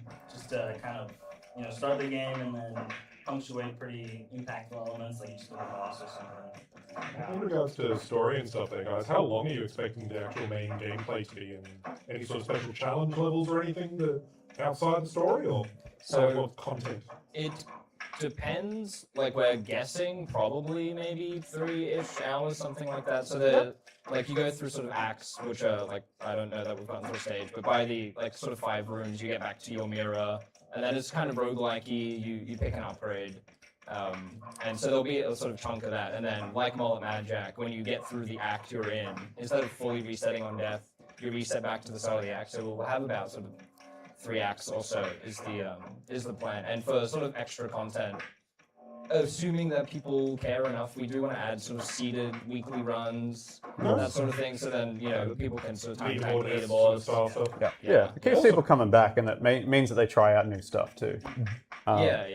Yeah, and even we wanted to do wacky stuff where you, like, in the seeded run, you force, like, you only get this kind of upgrade and that sort of stuff to potentially give more stuff for people that seem to enjoy. Specific sort of challenges, weekly rotations, that kind of stuff. Yeah, exactly, yeah. Awesome. Well, we'll open up the floor in a few moments to some audience questions and things like that. But for the moment, for those that are here sort of idea in the audience elsewhere, where are you currently located, upstairs or downstairs? They aren't. They aren't? This is an Amplify exclusive. Show it off. Wow. So everyone who's outside and not watching this right now doesn't get to know about this game. That's true. So exclusive gameplay for this one gentleman getting to try it out. Yeah, that's true. I think you might be the only person we don't know that have played the game ever. So Maybe, yeah. it's pretty exciting. Yeah. He looks like he's enjoying it. There's a big smile on his face. So. Trust us, everyone. He's enjoying it. Right. If you've got any questions for the devs up here, please raise your hand and we'll bring a microphone out to you. Any questions at all? Got one over here. That's my turn. Your turn there. Have you put any thought to music for this game? Yeah, there's kind of a lot of thought has gone into it, and the music that's in there currently is like very kind of placeholder. But I've set up a dynamic music system, so depending on the combo that you have and how frequently you're getting kills, it like builds and shifts and changes. But the music that's in isn't exactly what I want, and I've rewritten a different track that will be replaced very soon. So the audio that is there definitely feels a good bit grungy sort of idea. What sort of audio style are you aiming for? That sort of grungy, dirty sort of one, or? Yeah, I mean, my main issue with this track right now is just that it isn't like fast paced enough. It doesn't like push you hard enough. Right, a bit more tempo. Yeah, a little bit more, a little clickier. I don't know. Just the way it sits in the mix isn't quite right for me. But also, one of the, like, not the first things we did, but one of the early things we did in making this was we went and we watched all of the Bruce Lee movies, and those have. I'm sure that was a fun research topic. Well, yeah, I mean it was pretty awesome. But those movies have the greatest sound effects, the cracking hits and stuff. The like punching that. the watermelons, the elbowing, phone books when they existed. Are you guys sure that was actually like? Sorry, I'm over here. Are you guys sure that was actually like development work, and you guys just weren't hanging out? It was very important. Oh, okay, yeah. I mean, if you're on the clock, it counts. It's like those AAA developer visits to France or the Maldives. This is research. Yeah. Exactly. Yeah. Right. Awesome. Any other? Yep. Got one over on the right. Hey, I got it late, so apologies if this is a silly question, and if it is, I have a follow-up comment. The UI on the side, that looks really, really sick. Is that like I'm pretty sure that like the wobbling effect is exclusively from like the top moving backwards and forwards. It does. It mostly is. The 3D UI does like swing around a little bit, Okay, and there's movement in the anything that has like liquid reacts to how you're moving around as well. Yeah. Because it looks a little cool on the wow, that looks like some kind of like LSD effect happening. That's real. But even aside from that, I just thought it looked like real cool, and like it makes me like curious about like how that's integrated into the game, and it looks pretty seamless, and it makes me want to play it. Awesome. Yeah. Cool. That's good to hear. It's crazy how big we could make the UI actually, because you need probably like a 10% circle in the middle of the screen for most of the game. So we got to make it huge, which is fun. Yep, cool. Any other questions out here? If not, I got another one. So there's, I don't know if we saw it in the gameplay so far, but there are a couple of like power-ups and stuff in the game, right? Yes. Yeah, there are. Yeah, sweet. Tell us about them. What's a cool one? There's going to be 3 categories. Right now we've only got 2. So heart upgrades, which are kind of your general synergy, stat upgrades, speed, you can slide further, stuff like that. The most fun one is you get to like completely replace your arms. So some of the fun ones go is like a hammer arm. Replace your arms? Yeah, like rip one off and put a robot one on, you like put a completely hole in it. replace. One of them is like a giant hammer and Now like it's talking. squish stuff into like little pucks. We've got like an extend. I don't think it's in the game. We've got an extender one, so it's on like a big spring, so you get a bunch of like extra range on it as well. Oh, that's Nice. sweet. So those are super fun. And then we plan to add upgrades to the tongue. Yeah. As well. Fantastic. Yeah, all the frog parts, replace it with robot parts, get a robot frog. Exactly. Flesh is weak. Exactly. Yeah, I'm down with it. I know you guys are still waiting to announce all this, but is there anywhere that people can follow the development or keep up to date and be ready for when you do have an announcement? Yeah, when this guy wants to purchase it, we can find it. If you pause the game, we do have a QR code, but we're pretty much beta.studio everywhere. And if you follow the link there, we also have a mailing list. If you sign up to it, we're like opening up a playtest to people on our mailing list early. So if you want to play first in the door, then signing up to our mailing list is the quickest way for that to happen. Yeah. Fantastic. Sweet. And you guys are just based in Brisbane as well, right? Yeah, we are. Yeah, cool. Did you guys meet? Were you friends before you started development, or was it? Yeah, we met in university. We all went to Griffith here. Yeah, studying game design, and hell yeah. I mean, it's paid off. It looks sick, man. Thank you so much. I think that's just about it, guys. Thank you, Zev, Sean, and Eden from Biter, showing off their yet unannounced Frog Brawler game. Awesome. Thank you for having us. Thank you. Yeah. Thank you very much, Thanks guys. for coming out, guys.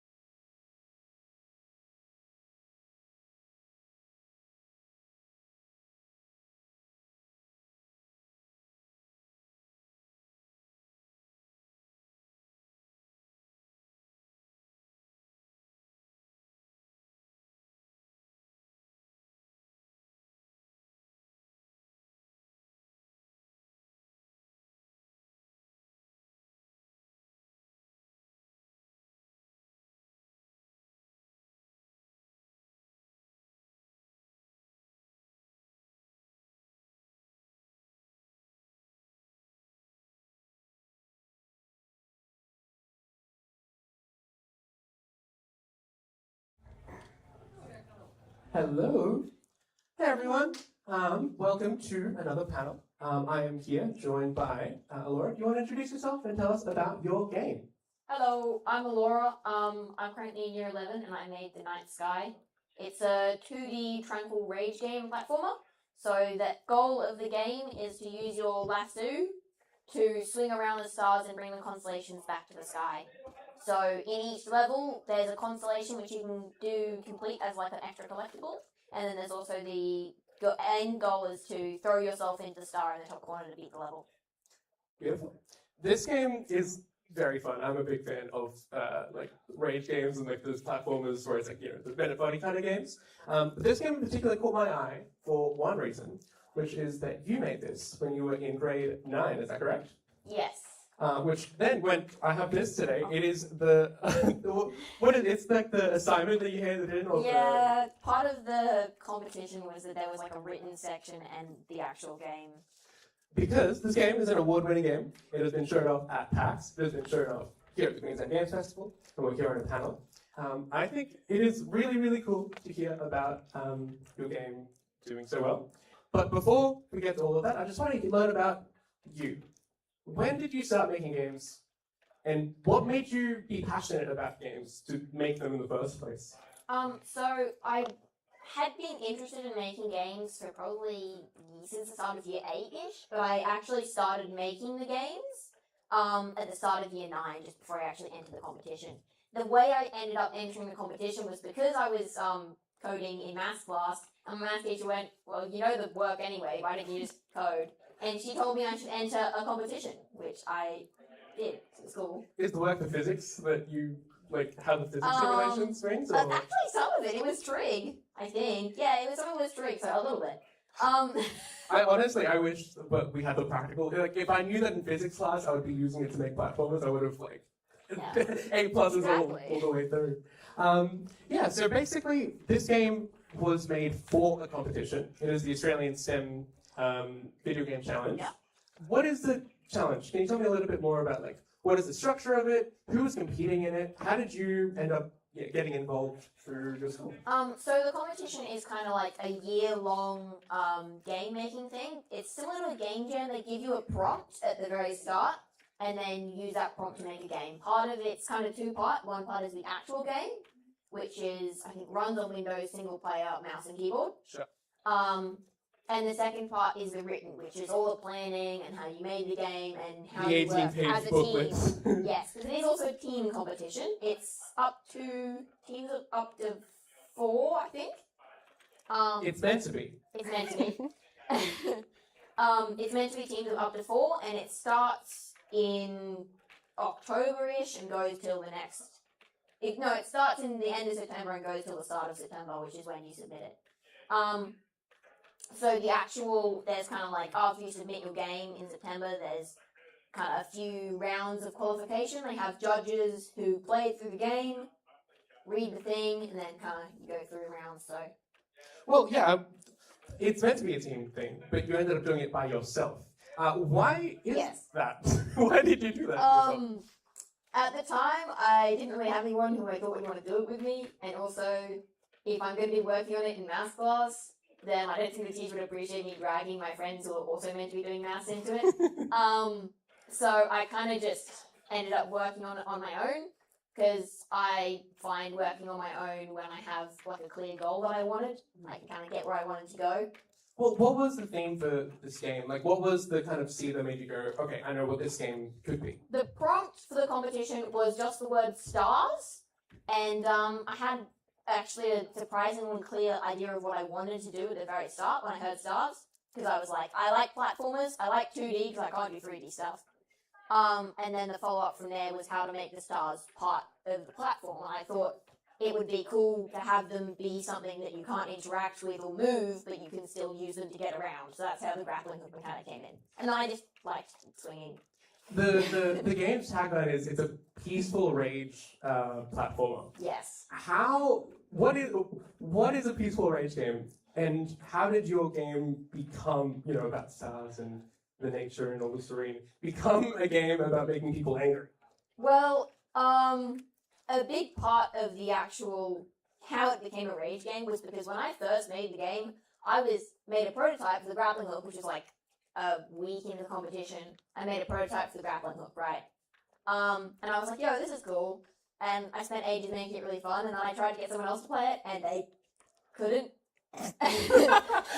at all. And then the follow-up from there was like, I realized that it was actually really good. It was actually quite a challenging game. But every time I was like, go and play it, they had a bunch of trouble, and they were like, no, I want to keep playing it. And I'm like, but you're having trouble. I want to keep playing it, though. Why do you think people are drawn to rage games? Why do people want to be angry and kind of have to go through all that rage? I think a lot of it is the balance between the rage, because, like, rage games especially, a lot of them are really good at they have, like, a really big rage when you can't get it, but when you do get it, it's really, really nice. Right. It's like the payoff for the entire... You spent, like, an hour trying to do something, and you get it, you get, like, a huge payoff. Yeah. Well, talking about doing things difficultly, solo development. Is this your first game? Yes. How was the challenge of doing? Because you did all of the programming, all of the music, all of the art, which this is an older version of the game. Yes. So I'm sure it's changed a lot since. But what kind of challenges did you face doing it as a solo developer? And how did your different strengths or weaknesses kind of inform what the game ended up becoming? I think one thing that I had a lot of trouble with was the actual just procrastinating and the motivation. I made the prototype for the game in like 2 weeks and was like, love this game, so excited, and then didn't touch it for a month. 2 months, maybe, 3, a lot. And then a lot of that though was then my family were like, hey, look, if you want to do it, you got to do the game. And I think because I was a solo developer, I didn't have a team that were like, encourage, like, we got to get this done on a time frame, so I didn't do as much planning at the start, which I probably should have done. It was good though. I think it's nice having the support I had because I have a big family and they were all like egging me on the whole time. Yeah, well, joining us on the stage is your sister, right? Hello. How was you from the outside looking in? How was it with? Are you involved with games at all or anything like that, or are you just there for emotional support? We're a big IT and gaming kind of family. But looking from the outside, I mean, she spoke on procrastination. But that's our biggest help for the family is supporting in those late night crams. There was a lot of midnight feeding. Yeah. Bringing stuff down. I mean, like offering for the dev, things like that. Just got to keep her going, really. It takes a village to raise a dev to raise a game. Exactly, especially a solo dev. 100%. That is actually something I wanted to touch on. The community building, like the leaning on different people. Because even if you are a solo developer, you're not really making it by yourself. You have people helping you and stuff like that. What are the kind of other community or people that you can lean on in terms of like in your class? Do you have other people who are interested in games, making them? Do you have a part of any other communities locally? So I'm actually not at the time, but right now I'm part of the Sunshine Coast Games Collective. I don't know what it's called. Well, we can collect them, sure. Yeah, and they're kind of just like a group on the Sunshine Coast. They have meetings every Thursday. They've got a building where you kind of co-work and everyone works together. And I find that's really good, especially when they do like workshops and people having talks, because you have a really solid community of other people who is working on the coast with you. Like, I think they have a stall here with a few of their games. Oh yeah, the arcade machines. Yeah. And it's good having the people who work on games who you can go to and ask about their experiences with things. Personally speaking, I've always wanted to make games as well, but throughout all of my high school experience, I felt like I wasn't able to make them because I didn't have the skills. I didn't know how to program, and I don't know how to draw, so maybe I'll just do something else. And I've ended up coming around, which is very nice. But I was kind of wondering, now, especially you're in grade 9, I don't think I would have, I don't know many people who would be able to do this. What kind of resources were available to you to give you the confidence to be able to make a game? Other than family, in terms of the game engines or How did you learn those skills? It's a mixture of our family is very learning. We do a lot of we're very focused on learning generally, and we do a lot of gaming. Like I was playing Minecraft since before I can remember. They've told me about things I've done in Minecraft that I don't remember because I was like 3. But it's also because my dad is a programmer for a medical software. And when I first got into it, my maths teacher was like, look, if you're going to code, do you want to do this thing? And I was like, why not? And then part of the competition is the mentor. So my maths teacher was like, I'll be the mentor for official purposes. And then throughout it, she was kind of checking in and going along. I was doing a lot of resources, especially in my primary school and high school. We had coding classes, which were great fun. And I think a lot of that kind of got me used to learning new things, so I thought I would be okay with it. Cool. We do need to wrap up soon. I have one more question around the game itself. One of the things you say in this document is that you wanted to keep working on the game, and you have kept working on the game with updating the art and stuff like that. One of the things that caught my eye was that you said that you wanted to use this game as an educational tool to tell people stories of the Dreamtime and all that kind of stuff. Where did that drive come from to want to tell those constellations?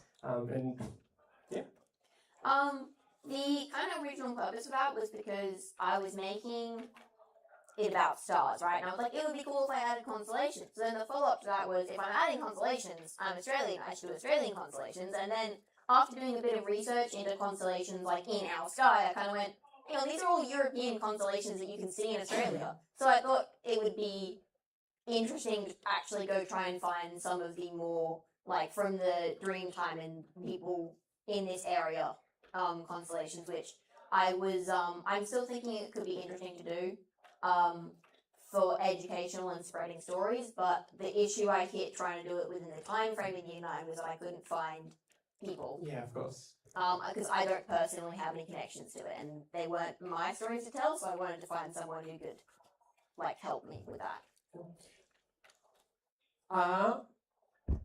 Do you have any other messages for anyone who wants to do games? Build games. It's fun. You can do it. I promise. I had no idea what I was doing. Just start. Go look it up on YouTube. Go find some tutorials. You got it. I believe in you.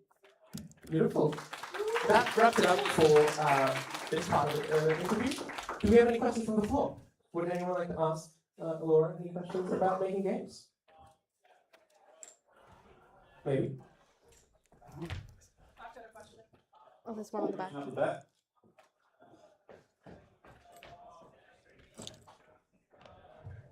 So one thing that I also wanted to ask about, you were touching up a little bit on this with talking about motivation for making games and whatnot. One of the things that I have kind of found whenever I am thinking man, that'd be such a cool idea to make a game, is that I'll think about it and then I'll just sometimes either forget to do it or feel like, man, I don't have the time. I don't actually have the time to do this right now. Where do you kind of I guess, feel like you find that sort of moment to just start working on it in a sense, or just, I guess, not feel like you don't have time to, you don't have time to work on it at all? Because that's something that I feel whenever I think about projects and then never start them, because I don't have time. I think a lot of what I did was kind of in segments, so I was like, well, I might not actually have time to finish this game, but I'll at least make a prototype. And then from there I was like, well, I may as well make it look a little bit nicer. And then it's kind of doing it in very small chunks, so you feel like this chunk's achievable within the time frame, and then you kind of use that to inform what you're doing next based on your time.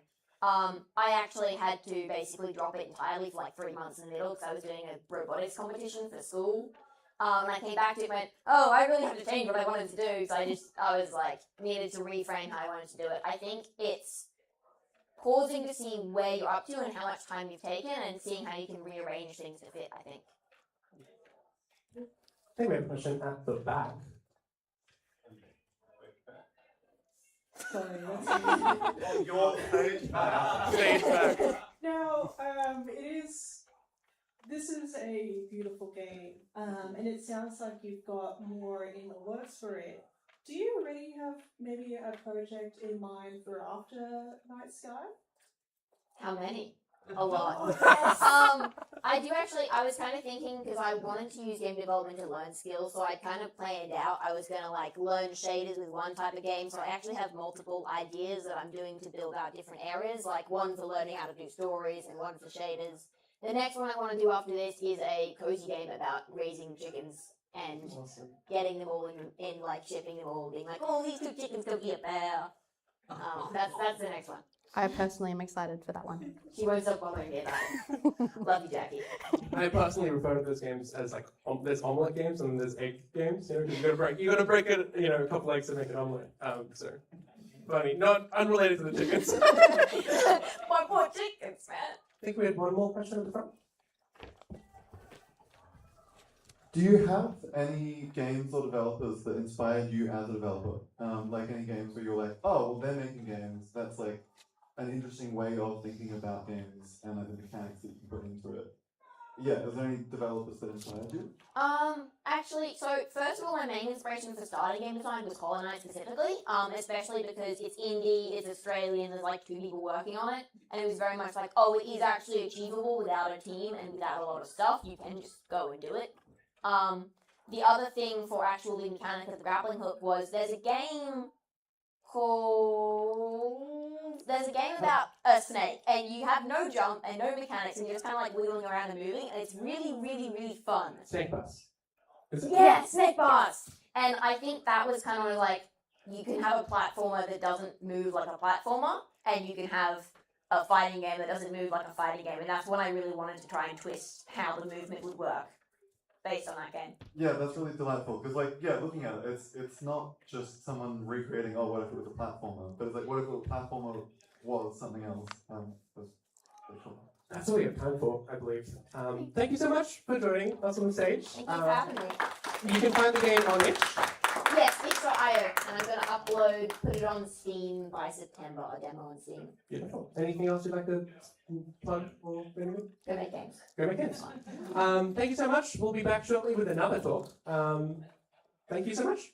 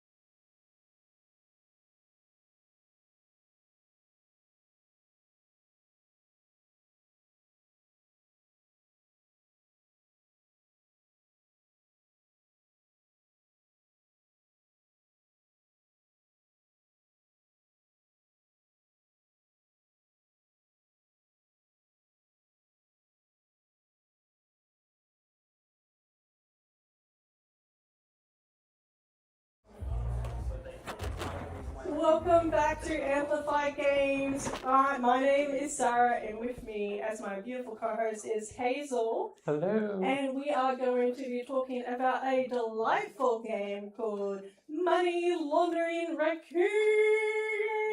And here to talk about it, we've brought one of the devs to the stage. Why don't you start with introducing yourself, studio, and the game? Hi, I'm Josh. I am a programmer at Odyssey Studio. And yeah, we make Money Laundering Raccoon. Tell me about Money Laundering Raccoon. About Money Laundering Raccoon? Okay. Give me the elevator pitch. So, Money Laundering Raccoon is about a gang of raccoons that's misunderstood what money laundering is. They're trying to make it big time, but they've just got it slightly wrong. So they are actually washing money that they're finding in the trash. And they think they're being mischievous and sneaky about it, but really they're kind of just doing a service. Just a show of hands in the audience. Who else as a child thought that money laundering was literally laundering money? Okay, thank you. That makes me feel so much better.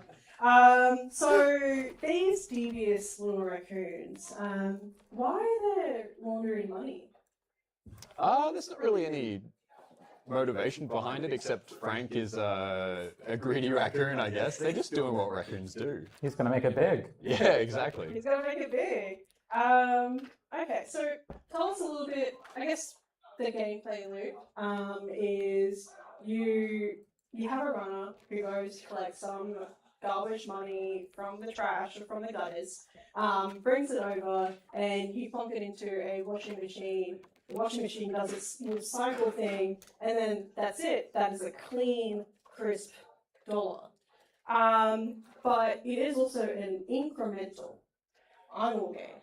So how does that work for this game? Where does the increments come in? Right, so yeah, you pretty much nailed the core loop.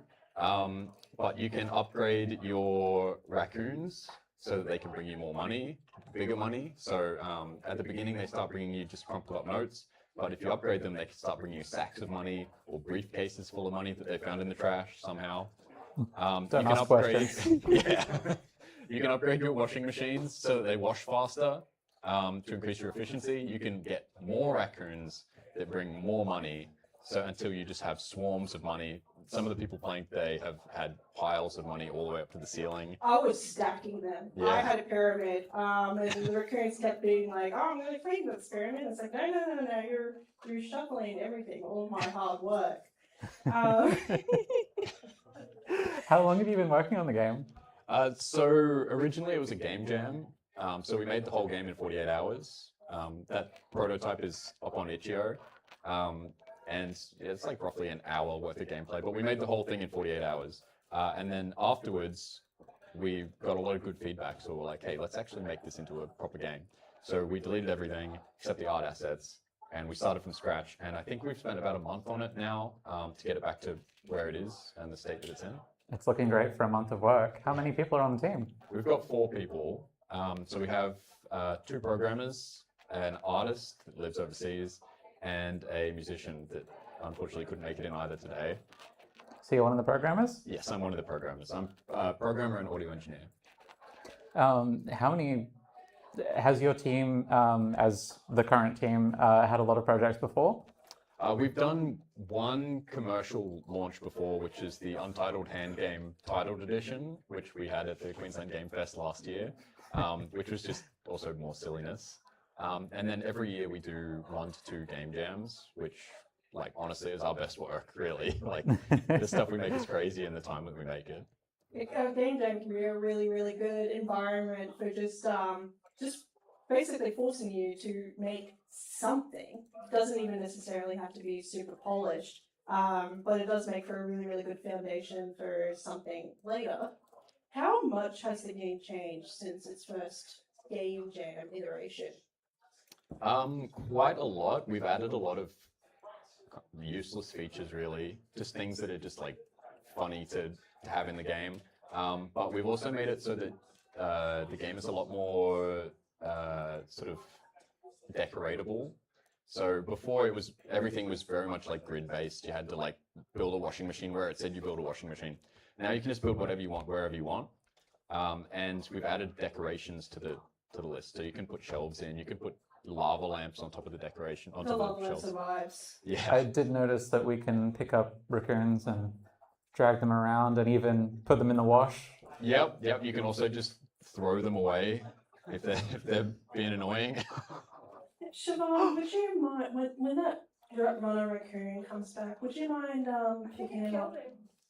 I'm trying too hard and he doesn't come back. Oh God. I'm sure he'll be all right when he comes back. Just chuck him in the wash and he'll be He'll be right. brand new. We had an issue recently where people were throwing the raccoons off the edge, so we built a thing called a raccoon deflector wall off the left-hand side of the screen that's supposed to bounce the raccoon back into the level. But That's it a looks great like it may have phrase. failed. You should have like a secret bowling level, I think, with the raccoons. Just kind of like, oh, you bowled them too many times. Why don't you just go play bowling? And then the game is just. That would be pretty cool.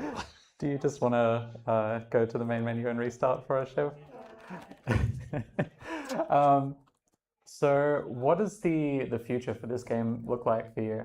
Cool. So we actually sat down a couple of weeks ago and we made like a kind of a roadmap of what we want to do. But we really want to be able to expand the businesses. So we don't just want you stuck in a laundromat for the whole time. We want to be able to expand into other things. Do they eventually figure out how to actually launder money? No. Okay. No, okay. they keep making mistakes. They keep making worse mistakes. So Amazing. the second business we want is a casino. Oh. Everything's a play on different money laundering styles. Yeah. So a casino is a great one. It also gives us a great way to increment the money gain more by betting your money to make more money and increasing your odds. We also want to do a wishing well / fishing well. So you can fish in there for money, but also you can throw money in there to make wishes to passively increase your income even further. I see. We can build a whole religion about this. Perhaps a whole system. Do you does that roadmap include a timeline at all? We're aiming for June next year, but wow. I mean, so we'll be back here with a finished game. No, that's locked in. No way. Sit on it. Probably more realistically would be December next year, but we'll just see how we're going, I guess. Okay. What has the response been to Money Laundering Raccoon? Have people sort of been? I'm hoping people have been as delighted by it as I have been. But you've also said that you mentioned that some people can be a little bit malicious. Yeah, they're evil people with evil in their hearts. No. Yeah, we've had almost everyone puts the raccoon straight in the washing machine. I don't know why. I don't know what drives them to do that. And almost everyone tosses the raccoon. They just throw him away. They don't care for his I safety think at all. it's very fun to pick them up and toss them. It is Maybe very what you fun to need. pick them up. Maybe you need something else that you can pick up and toss around. Maybe they have like a little office basketball. Yeah, that's not a bad idea. Will we ever be able to pick up? Will we ever be able to pick up Frank and put him into a washing machine? No, so Frank is untouchable. He does not like being Typical touched. boss. We're gonna add animation specifically if you try and touch Frank to show his displeasure. Just swats your hand away. Yeah, exactly. Swats Rolls the up a cursor to the other side of the screen. Now, whenever you recruit a new goon, the goon comes with a name, and the names have been quite interesting. Are there any stories behind some of those names, or did you just sort of mash together names that sound funny and could be a raccoon pretending to be a person? So I used to work with a guy, and he used to call himself Johnny Two Bags. I don't know why, but he used to think it was so funny to call himself that. So then I made a raccoon called Johnny Two Bags, and then we thought, hey, what if we get a name and then like an adjective and then like a noun, and we mash them together so they sound like kind of like gangster names. And it did not work. Right, so what's your raccoon name? My raccoon name? Yeah.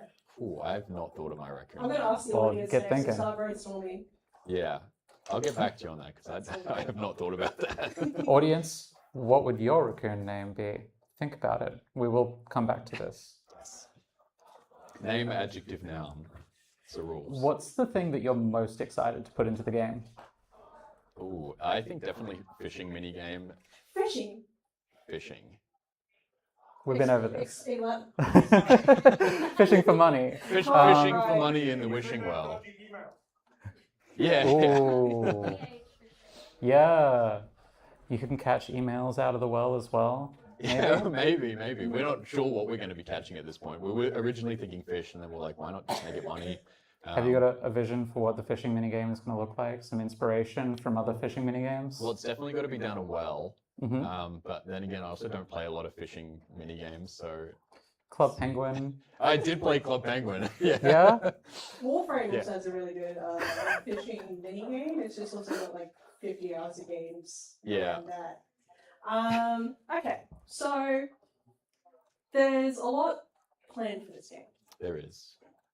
Is there anything that you really wanted to include in the game that you just have to say no to for various reasons, like a mechanic or a prop, or maybe, I don't know, tanukis instead of raccoons? Okay, so that is going to be in the game.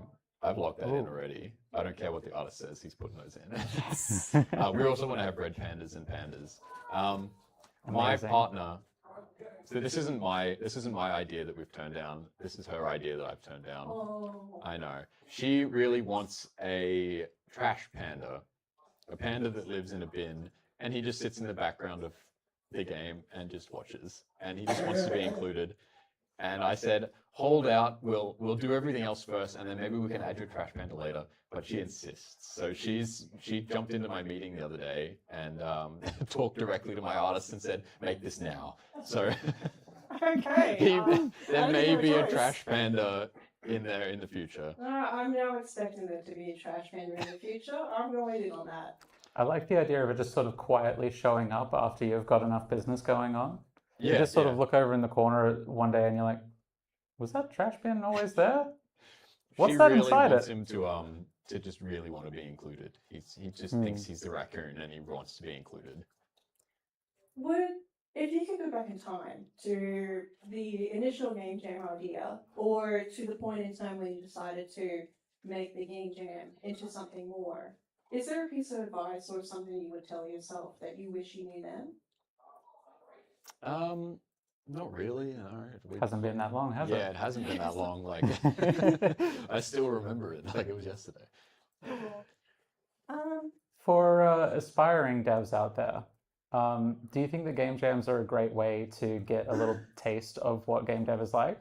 Absolutely, the game jams are like the best thing to do for any kind of game dev related stuff. Like, it's so good. You build up so many skills, and like even launching on itch, it's still launching on something, so it's still like that whole process. It's still like scary to press the publish button and everything just to make sure that everything's done and bug free. I genuinely think they're the best thing that you can do. Is there a specific game jam that you've attended in the past that you think is a great idea for people to get into? I really like the GMTK game jams. I love the global game jams as well. Like, I do those every single year. But the GMTK ones have like a global ranking, and it feels so good Ooh. to have a little number there to be like, hey, I'm number 6 for audio. I guess it depends on how many games are on that list. Yeah, true. If there's 6, 6. then it's not so good. We might. Oh, actually, did anyone think of the raccoon name? That's all right. Does anyone have any questions? You. I have a simultaneous recruit name. Tell us. Simultaneous recruit name question. My recruit name would be Sammy Rathands.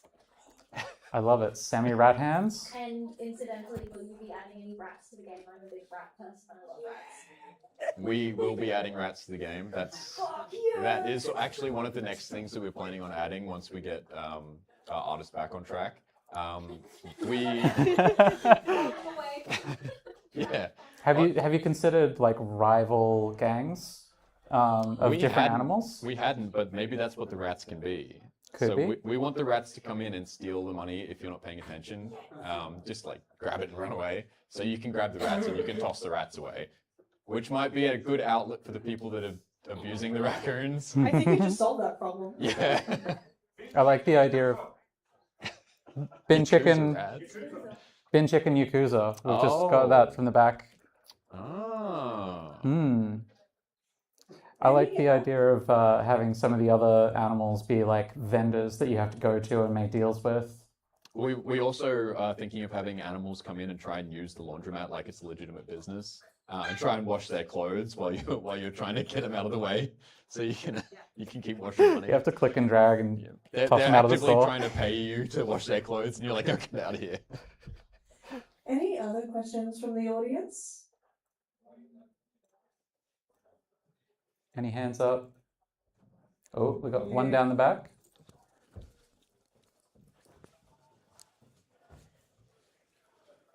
Sorry if this has already been asked, but why raccoons? So the prompt for the game jam that we did was masks, and we wanted to make a business masked as another business as our like game thing, and then we were like, oh, money laundering's like masking as business, and then one of the other guys was like, hey, raccoons wear masks, and we were like, shut up, get out of here, and then we he kept bothering us with this raccoon nonsense, and we didn't want to draw raccoons because we've never drawn raccoons before. And then in the end, we just gave in because look at the little guys. I think it was a perfect choice. Yeah. All right. Anybody else in the audience? No? That looks like it. I think we can wrap up here. Oh my goodness, are you all right? All right. Graceful, graceful. 10, perfect 10. Where can people keep up to date with money laundering raccoons and future projects in general? So our Steam page is a good place because we're going to be posting dev updates as we go, along with concept art and everything on there. But also on Blue Sky and Instagram are our two big ones, Odyssey Studio. We post a fair amount on there. I wouldn't say a lot, but yeah, a fair amount. Beautiful. Well, hopefully we get to see Money Laundering Raccoon in a final state next year. But for now, whereabouts in the Brisbane Powerhouse can people get their little raccoon hands onto it? We're in the underground foyer area near the weird electric chair thing. You'll see it. You'll see it. You'll be like, why is that there? So feel free to get on over there, have a chat to the lovely developers, and maybe pop some raccoons in some washing machines if you're evil. It's okay, I don't judge. Thank you so much for joining us. Thank you for having me.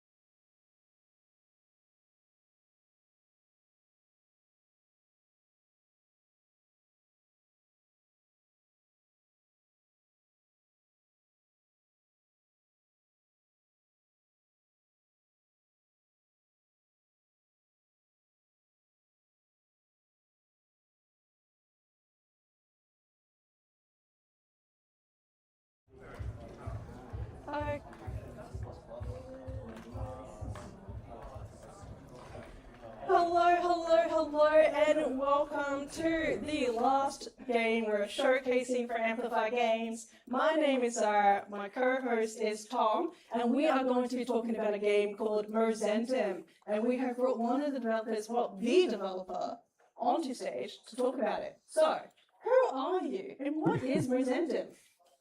I am Jordan. I am a 24-year-old, almost 25-year-old young male, and I live in my van. Mozentum is a first-person parkour game. This is what we're talking about right now, right?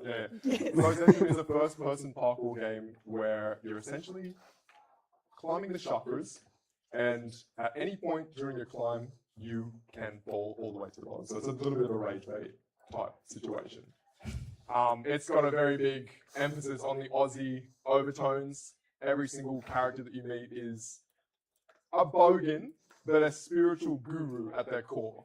So it's like that nice, yeah. That's the truth, though. That Yeah, is so true, though. Exactly. Like, some of the wisest people I know are like, Yeah, and I find that too, because often I'll just agree with them so I can walk away. It's be like, yeah, man, totally, getcha. All right, see ya. Have a good one.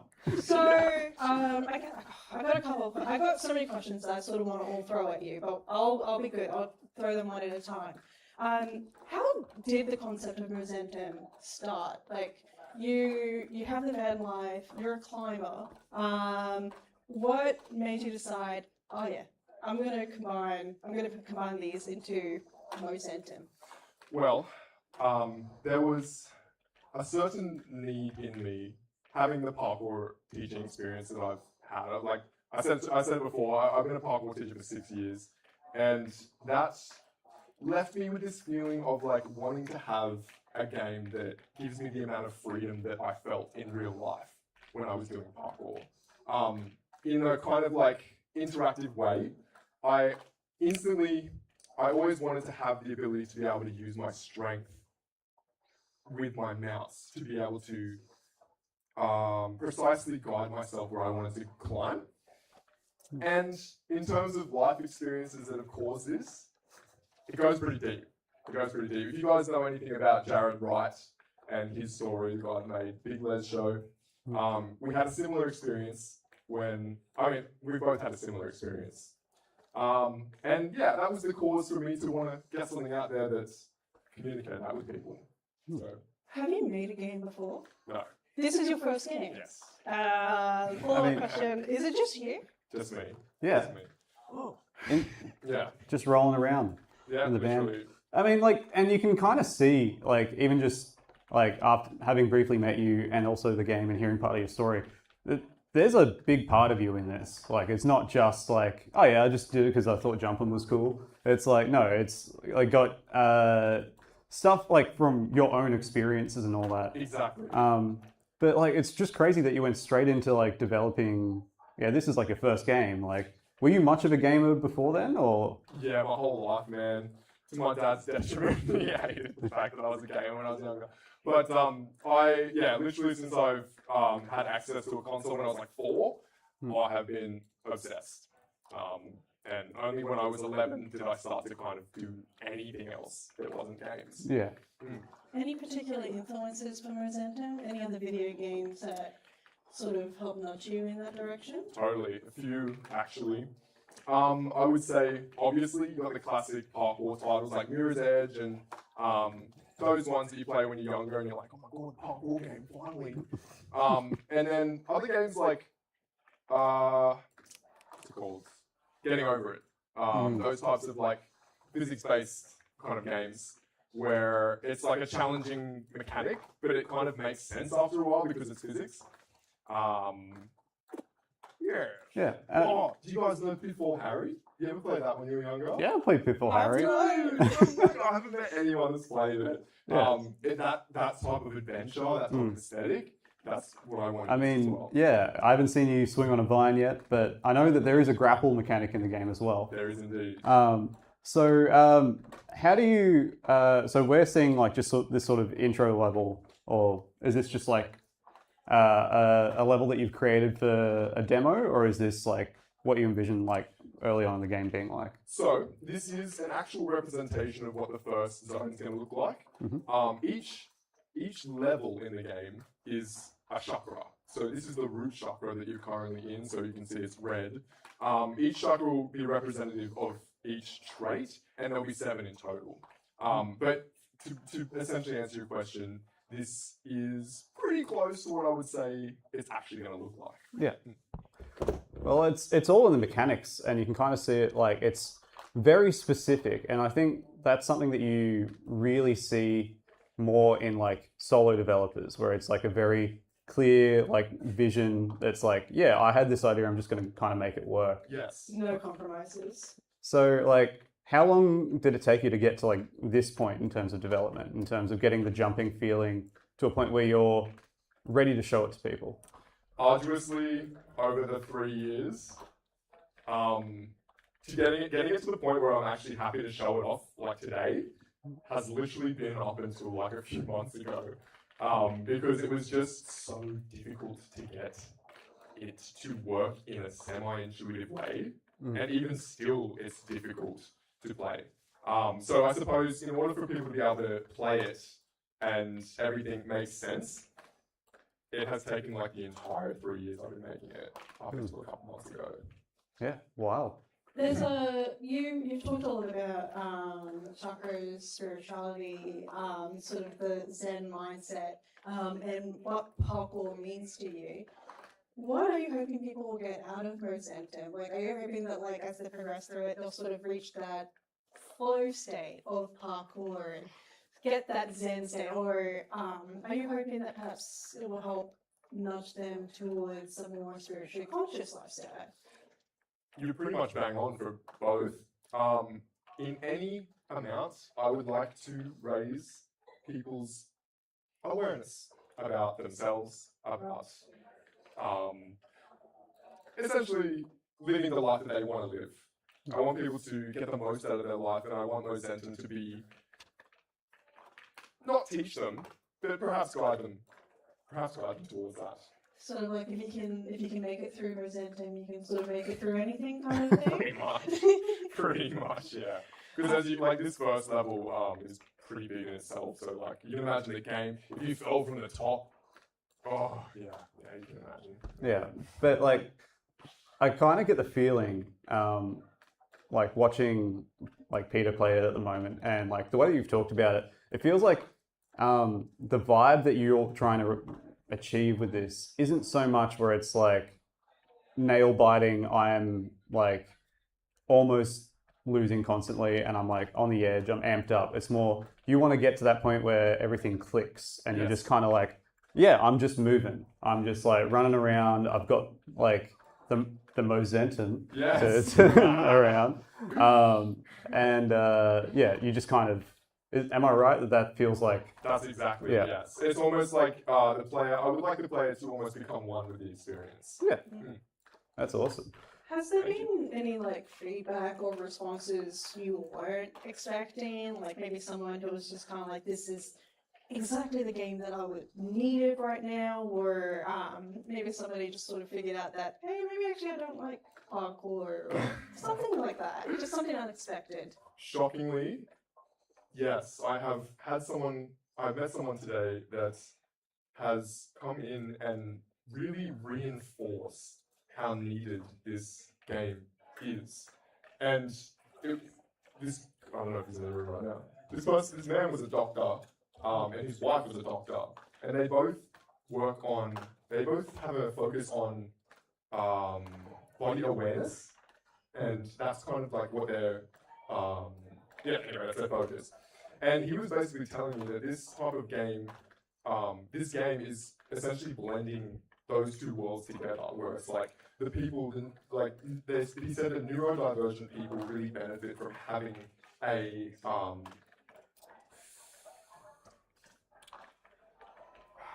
good avenue into that. Yeah. Does that make sense? Like an easy way to kind of I think a lot of people when they think of like say mindfulness, for example, empty your mind. Your mind can't be empty, and a lot of people get sort of stressed about it and then sort of end up in a little bit of a recursive pattern. Yes. I could see something similar for being able to like move your body, or Yes. in Mozentum, and how that can sort of translate into Yes. helping people understand more of what does it mean to be in the moment? What does it mean to be zen? What does it mean to be aware of your body? Thank you for saving me there. That is exactly what I was. That is exactly what I was trying to communicate. Yeah, so that was really great that I had that experience. But yeah, lots of classic like, oh my god, this game is really hard. I don't want to do it anymore. And lots of people that are like surprisingly good at it. Yeah. I mean, it's definitely one that you want to kind of, I would feel, part of the reason I'm not playing it right now is that I would feel like I want to just kind of sit with this in a room and like really get the hang of it and like connect with it myself rather than like it's cool that a lot of people have connected with it on like such a busy show floor like we have today. But I can imagine people would be like, yeah, I'm tracking down that demo and just gonna give it a go on my own. Exactly. And like, so I've noticed as well, like, there's no like active timer. There's very minimal UI. Was that all like a intentional choice? Definitely. Although I'm learning that perhaps I need a couple more things with the UI just to make it a little bit more accessible without compromising. Because the whole like I don't want it to be hand-holdy. I really don't like games that are like that. But obviously you've got to strike that balance, because it can be really painful for people if they just like can't do it. So yes. Yeah, and people like, it's so easy to miss stuff in games anyway. Like if you miss one thing and then it's like, all right, they only dropped that hint once. It's like people can feel like a bit cheated. Exactly. Yeah, like I can imagine like having the UI drop out as you get more like into it and as you get that flow going. Yeah, that's what I was thinking. And someone said to me today that a good option would be to have players can get to that information if they need it, but not just forcing them to do it. Yeah, sweet. We might open the floor to any questions from the audience. Would anyone like to interrogate Jordan a little bit? Hello. You go, Tom. I'm scared of jumping again. It's all good. Hello, thank you for showing us the game. I was wondering, you mentioned like kind of early on that like, everyone knows the story of this particular guy, this particular like game story. I'm like, I have not heard of this guy before. I don't know anything about that. Can like you tell us for the noobs in the crowd what that means and what you're referring to? I'm being somewhat intentionally vague with it, but I will say, essentially, Jared Wright had a Kundalini awakening when he was younger. I don't know if anyone knows what that is. I'm sure some people do, but that can happen from certain ways, and I guess I'm not going too in depth with that story because I don't want to damage the image of the game. You know what I mean? You probably don't know what I mean. No, that's the whole point of your question. You could probably look up Jared Wright when you get home. That's a great. It's not working. The internet's not working. Notes app is very useful sometimes. Thank you, my friend. Yes, exactly. But yes, I hope you understand. I want to go deeper with you on that, on that question. But it's just, yes. You can look into it later. It'll be good. Trust me. You guys will figure it out. That was the sound of Peter in the flow state. That was hilarious. Any other questions from the audience? Oh, Hazel? So my question was around the movement system. Do you feel like the movement system that you've got right now in the demo that you're showing today is finished? Could it? No. Do you feel like it needs big changes, little changes? I would say the core system is there. I think it just needs a little bit of work around the edges, if that makes sense. Like literally edge cases where people might get stuck on a wall or things like that. In terms of like what it will feel like when you actually play it when it's finished, I'd say it's very close to being done.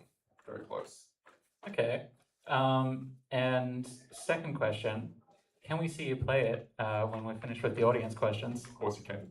Of course you can. I'd love to. Okay.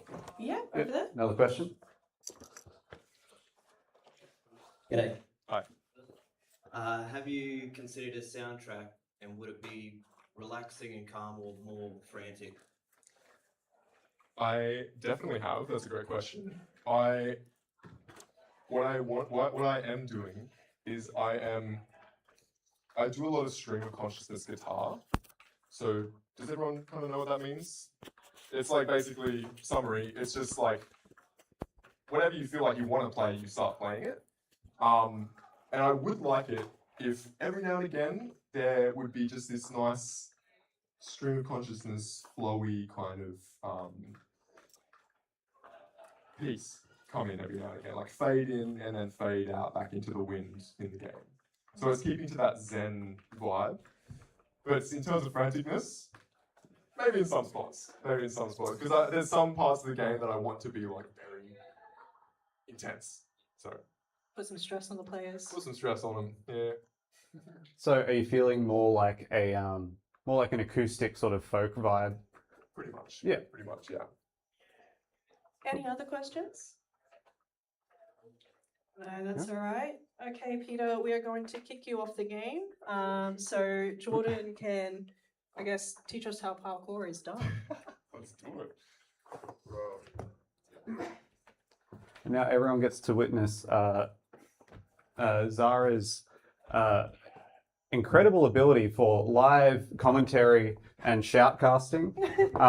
Zara used to actually host League of Legends stream parties and would Did I? yeah, and you'd provide commentary, and it was really insightful and intense. It was really cool. That's really strange because you did the Super Smash Bros. Commentary for their championships Yeah, last year. I definitely did. Oh man, We all remember you're that. happy as sipping. What are you doing here? I'm doing better. Okay, edges. Honestly, I'm shocked at how you're doing Edge on this grip. screen too. Yeah, the screen doesn't help. Where is the edge? Yeah, exactly. Peter was doing really good I'm shocked. when no one was watching. Yes. Yeah, definitely better than me, that's for sure. This whole setup. Easier probably than that one. Actually, oh my goodness, I didn't even realize. Oh, but it's so It's delayed. It is delayed, indeed. Basically, the way it works is, for the people in the crowd, you hold space, and that puts you in jump mode. And from here, you make your hands go up and down. So whenever you see a fist, that's how you know that you're about to do an action. Like you could be jumping, or if you're grabbing an edge, you could be climbing. And then pretty much from there, the mouse is your power. So you swing your arms up and you release, and that's how you jump. So it's kind of like I wanted it to be that kind of like interactive parkour experience. And what you can do is when you're playing on a nice PC, you can start to do some sick things like vaulting. I'm gonna have to really get the zone here to do my best to. That's alright, Jordan, you lock in there. Right. You are hopscotching across these platforms. This is Mirror's Edge overgrown. Mirror's Edge Outback. Mirror's Edge Outback. Mirror's Edge. So here's my pitch. So because you're really good at explaining the mechanics, and we were talking about like how to get the message across to the player as to like what they need. Jordan, what if we put you in the game as well as the parkour guide for like the first chakra, and then you're just like, all right, your journey is your own now. Oh my God. Well, I mean, it's funny that you say that because the character is basically like I'm literally wearing that necklace that the player is right now. So and you pretty much bang on there. Yeah, just put a second player model and then be like, yeah. Yeah, I'll, why not? Why not? Just sort of a voice that fades in from the spirit realm and tells you exactly what you need to be doing. Is it my voice? Is that what yeah, it could. And then just like if someone falls, just be like, yeah, nah, that's not it, mate. Who else would it be? Honestly, I want Shroomo, which you guys, it's that mushroom at the start. Oh, yeah. I want him to be throughout the game just like ragging on the person that's playing, being like, oh my God, that was embarrassing. Like things like that. Yeah, you got to have some motivation. Yeah, exactly. Because I would like the player to almost form a sort of like bond with Shroomo in that he's like their spiritual guide.